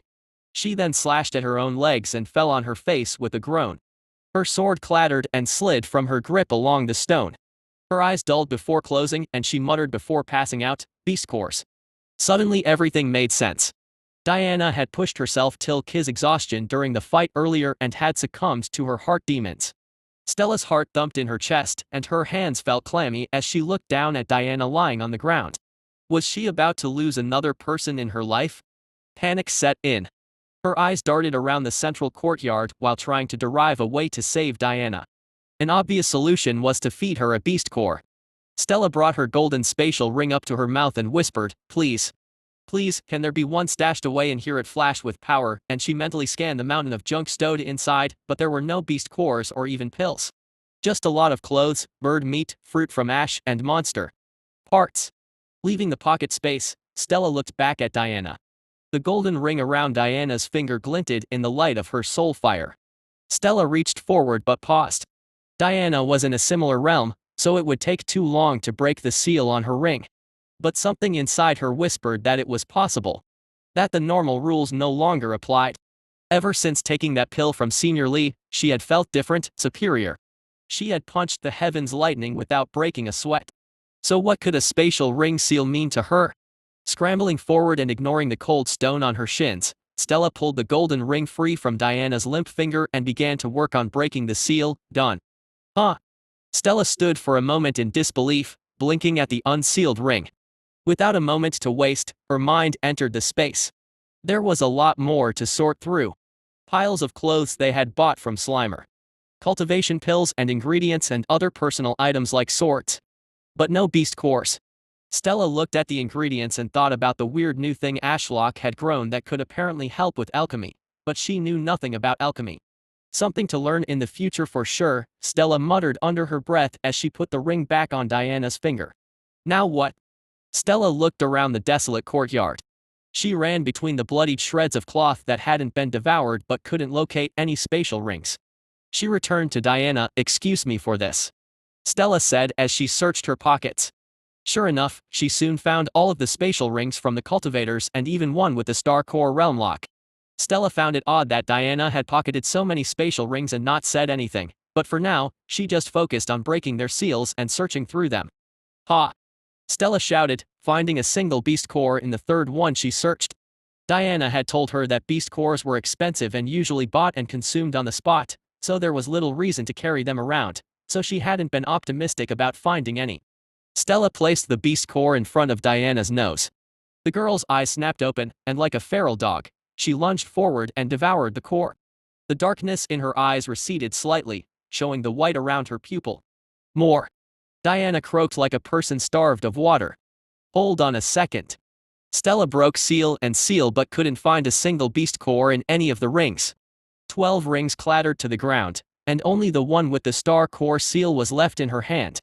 But no matter how hard she tried, the seal wouldn't budge. Even with Senior Lee's God-given gift, I can't overcome the difference of realms? Maybe Ash can break it now that he's in the star core realm. Stella dashed over to Ash and looked up at the majestic tree. Her heart tightened slightly. She had clearly annoyed him earlier, as she had never felt his wrath like that before. Bending down, Stella placed the golden ring on the top of an exposed root breaking through the purple grass that encircled the tree. Tree, could you unlock this and save Diana? Lilac flames representing chi far purer than hers flared to life on the root, and Stella watched in wonder as the ring began to float with spatial chi enveloping it. Minutes passed. Stella could see some progress on breaking the ring seal, but there was no guarantee a beast core would even be inside. Her foot began to tap anxiously, and she felt ill with worry. Her eyes kept darting to Diana, who was looking paler by the second and trying to claw her way around the courtyard, dragging her bleeding legs behind her. Her personality was unrecognizable to Stella. She was like some deranged creature, rather than a human. How had she been suppressing such violent heart demons all this time? Diana coughed up more blood, and it was black as night. Now even her arms were infected with the spreading darkness. Stella clenched her fist and decided on something that was potentially very stupid. She walked past Diana and across the central courtyard. Every step she took strengthened her resolve. Passing through the doorway of the pavilion, she could see the steep path that led to the mountain's base. Freezing nightly wind whipped her hair about as she faltered at the top. Looking down, she could see a sea of green and white. Hundreds of cultivators awaited between the surrounding forest and the mountain. She could even make out the various factions and groups from up here and felt everyone's gaze within seconds. Thousands of meters may separate them, but a soul fire cultivator's sight could travel many miles on this cloudless night. Stella took a step and then another. She slowly descended one step at a time to face the sea of people. Her plan was simple. Chop off a few arms, steal their rings, and head back. Within a step, she could see the cultivators below charging up techniques. You can do this. Stella muttered under her breath as her soul core hummed to life and lightning arced along her legs. You are speed. She dashed forward, the world blurred, and the wind roared past her ears. Hundreds of meters were crossed in a second, the rocky path exploded behind her as techniques from the cultivators below arrived a second too late. But it didn't take long for them to readjust their aim. Stella looked down and saw a spike of ice heading straight for her. She summoned her blade and went to chop it, but then the space in front of her warped and shattered like glass, stopping the ice in its tracks. Stella traced the source of the chi and saw a black root poking out of the mountain. Is that Ash? She wondered as she saw hundreds of roots emerging down the path and at the mountain's base. Between two roots a few hundred meters down the path, Stella saw a portal begin to form, and through the distorted rift, she could see trees with red leaves. I see, it's you and me, Ash. Let's do this. A wild grin formed on her face as she cycled her chi and charged right at the portal without worry. It felt like hitting a wall of hot air, making her ears pop as she flew through the portal. Where did she go? A man with white hair asked, his hands engulfed in white flames as he stood before Stella. His gaze was fixed on a distant mountain path. Was that a portal? Behind you. Stella laughed, her sword crackling with lightning as it sliced through the air with unnatural speed. In one swift motion, she decapitated the man, and his lifeless body toppled to the side. A portal opened beneath him, swallowing the corpse. A portal. How convenient, Stella mused, surveying the forest around her. She's over there. Someone shouted, but Stella didn't care. She was running out of time and intended to capture a few people before returning. Dashing through the forest, Stella encountered a young man in the first stage of the Soul Fire realm who had shouted. Ah!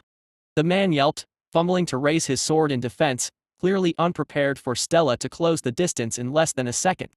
Stella found him rather endearing, which made the act of decapitating him a regretful one. The poor lad hadn't even had a chance to use a technique to defend himself, for Stella had activated her earrings, rendering him frozen with fear. You would have made a cute servant boy, she chuckled, pushing the body through a portal that materialized to her left. Hearing more than a dozen voices echoing through the eerie forest, Stella knew it was time to move on. As arrogant as she was, she recognized that facing more than 2 cultivators alone would be suicidal. She raised her sword and pointed ahead. Ash. Transportation, please. A moment passed, but nothing happened. Tree. Hello. Portal, please. Stella's eyes darted between the thicket of the forest. She could see the pale and sickly light from the cultivator's soul fire in all directions, and she quickly discovered she was encircled. Stella's eyes darted between the thickets of the forest. She could see the pale and sickly light from the cultivator's soul fire in all directions, and she quickly realized she was surrounded. Found her. A feminine voice shouted. Her head snapped in the direction of the voice, and she spotted a woman emerging from behind a tree, displaying her peak soul fire realm cultivation. Stella crestfallen? The woman summoned an exquisite sword that gleamed in the moonlight that snuck through the thick canopy. What are you doing down here all alone? Stella's eyes flickered to a black root that had emerged near the woman's foot, and she couldn't contain her smile. Alone. Stella raised her sword and charged at the woman. The woman was naturally confused and tilted her head while easily meeting Stella's sword with her own. Stella's eyes became swirling abysses as her earrings activated, and she relished in how the woman's calm demeanor cracked. A swirling portal of spatial chi materialized behind the woman, and with a brutal knee to the stomach, Stella shoved the woman through. Who said I was alone? Stella giggled and hurled herself through the portal before it collapsed. She felt the familiar pressure in her ears as she rapidly changed locations and reappeared in the courtyard. There was just one problem. The woman had Diana in a headlock and held a dagger to her throat. Miss, I wouldn't do that.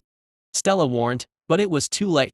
Diana, in her frenzied state, had already snatched the dagger from the woman's grip and started clawing at her eyes. Chapter 66, Mycelium Network. As Ashlock watched Diana rip apart a cultivator a few stages higher than her, he understood why the demonic cultivators were treated as dangerous savages. Just hours ago, Diana had been her usual self, a bit cold and serious but still a rational-thinking individual. But now, as she tore out the woman's thorax and began to eat it, he struggled to see her as the same person. Stella stood off to the side of the fight, trying to find a safe way to step in without getting her own arm torn off. It was clear to anyone watching that Diana's strength was far from ordinary. Is she consuming her life force for a temporary power-up? The signs pointed to no. But how else could this sudden increase in power be explained? After a while, Diana lay on top of the woman's breathless corpse and seemed to have passed out again. Stella used this opportunity to acquire the spatial rings from the bodies that had been pushed through the portals. As Stella got to work breaking the seals on the rings to search them for beast cores, black vines snuck through the cracks in the stone courtyard and devoured the unattended corpses. While waiting for them to be devoured, Ashlock focused on the star core sealed ring.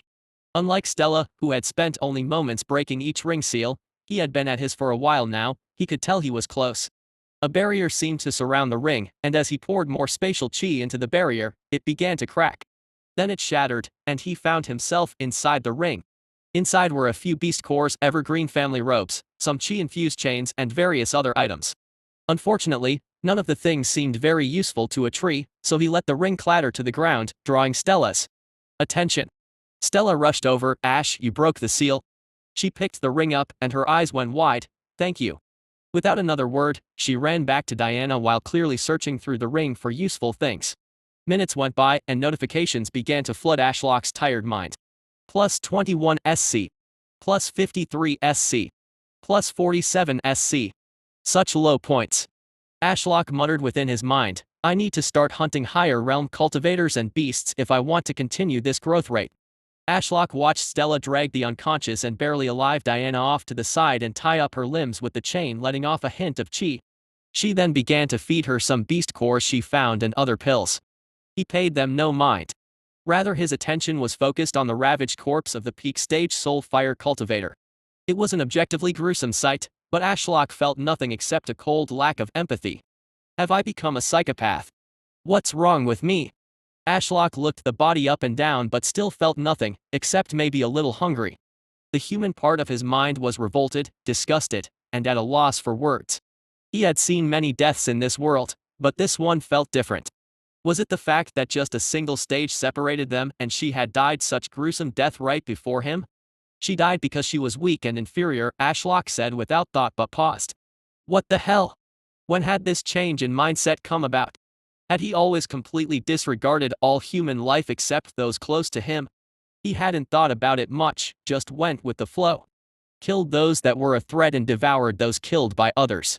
Now that I think about it, I have been turning a blind eye to the fact Larry has been bringing me fresh corpses. Ashlock looked down at the half-dead spider. The poor guy seemed to have calmed down from his earlier berserk state and had nearly finished cocooning himself. Rest well, buddy. You earned it. Looking back at the corpse lying on the stone, Ashlock couldn't hold back his hunger and felt no reason to, so he cast Devour. A while later, the vines retreated into the ground, and he had absorbed the cultivation accumulated by the person over their life. Ashlock didn't know the woman's name, nor did he care. To him, all these humans were just food except for those few he cared about. Plus 101 SC. TSK, you spent your whole life cultivating, only to be eaten by a tree and provide a measly 100 points. He was angry. What if this person had been Stella? Or even Diana? Would the person who slaughtered them, ripped out their throat, and tore off their limbs even give their cold corpse a second thought? It was sad, really. It wasn't just him that put such little importance on the life of others. Everyone else in this crazy dark world saw each other as an obstacle in their path to immortality. Ashlock wondered what it would be like back on Earth if people could spend money for immortality. Would this same cutthroat culture be born where people would rather fight and kill for the most minor grievances just for a few extra bucks so they could extend their life? They say the one thing you can never buy is time, but that is the reality here. Not only do they need to cultivate to extend their lifespan, but they also cultivate to stop their life being abruptly ended through their own strength. Ashlock looked at the cold stone where the corpse had been. Only some tattered blood-stained cloth remained to remind him of his meal.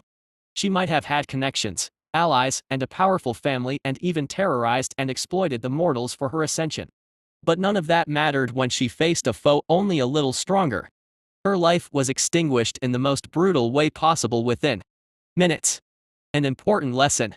Ashlock had felt for a brief moment what losing Stella was like. The pain, sorrow, and rage. He needed to devise a way to protect, shelter, and nurture her, so nothing could kill her. Not even the heavens. To hell with his chi reserves. After using his Eye of the Tree God skill to confirm the cultivators were still not attacking even after his guerrilla warfare with portals, Ashlock opened his mushroom production menu and got to work. He selected not only a few more truffles with various effects such as Tao comprehension through hallucinations, one that helps consume heart demons, and another that improved skin quality. I bet that one will be popular. Ashlock chuckled as he switched off the truffles. They took the longest to grow and had the most impactful effects, but he could grow faster, smaller, and still interesting ones, such as the glowing mushrooms he had decorated the central courtyard with. Time to actually use some of this space. Ashlock's spiritual sight now covered the entire pavilion as his canopy shrouded the mountain peak. Training courtyard is fine how it is, although that wall really needs to be fixed. The fish pond is. Well, they are dead. It was unsurprising but still sad. Either the fish had starved to death, or a bird had eaten them while he had been asleep. Overall, that courtyard would have a better use later, so he had the garden or the runic formation left to use. The garden was an absolute mess. With the reduction of sunlight due to his canopy and the absence of gardeners for years, it had overgrown into a nightmare of weeds straight out of an apocalypse movie. Unfortunately, few precious spiritual herbs had survived the years of neglect. The soil seems perfect, and the environment was already organized and set up to house plants. Ashlock thought of asking Stella, as this was technically her home, but she seemed busy for now, and he was the patriarch of the sect. Ashlock chuckled. I think it's safe to say I own this mountain and pavilion now. And maybe even this entire area once I spread out my roots some more.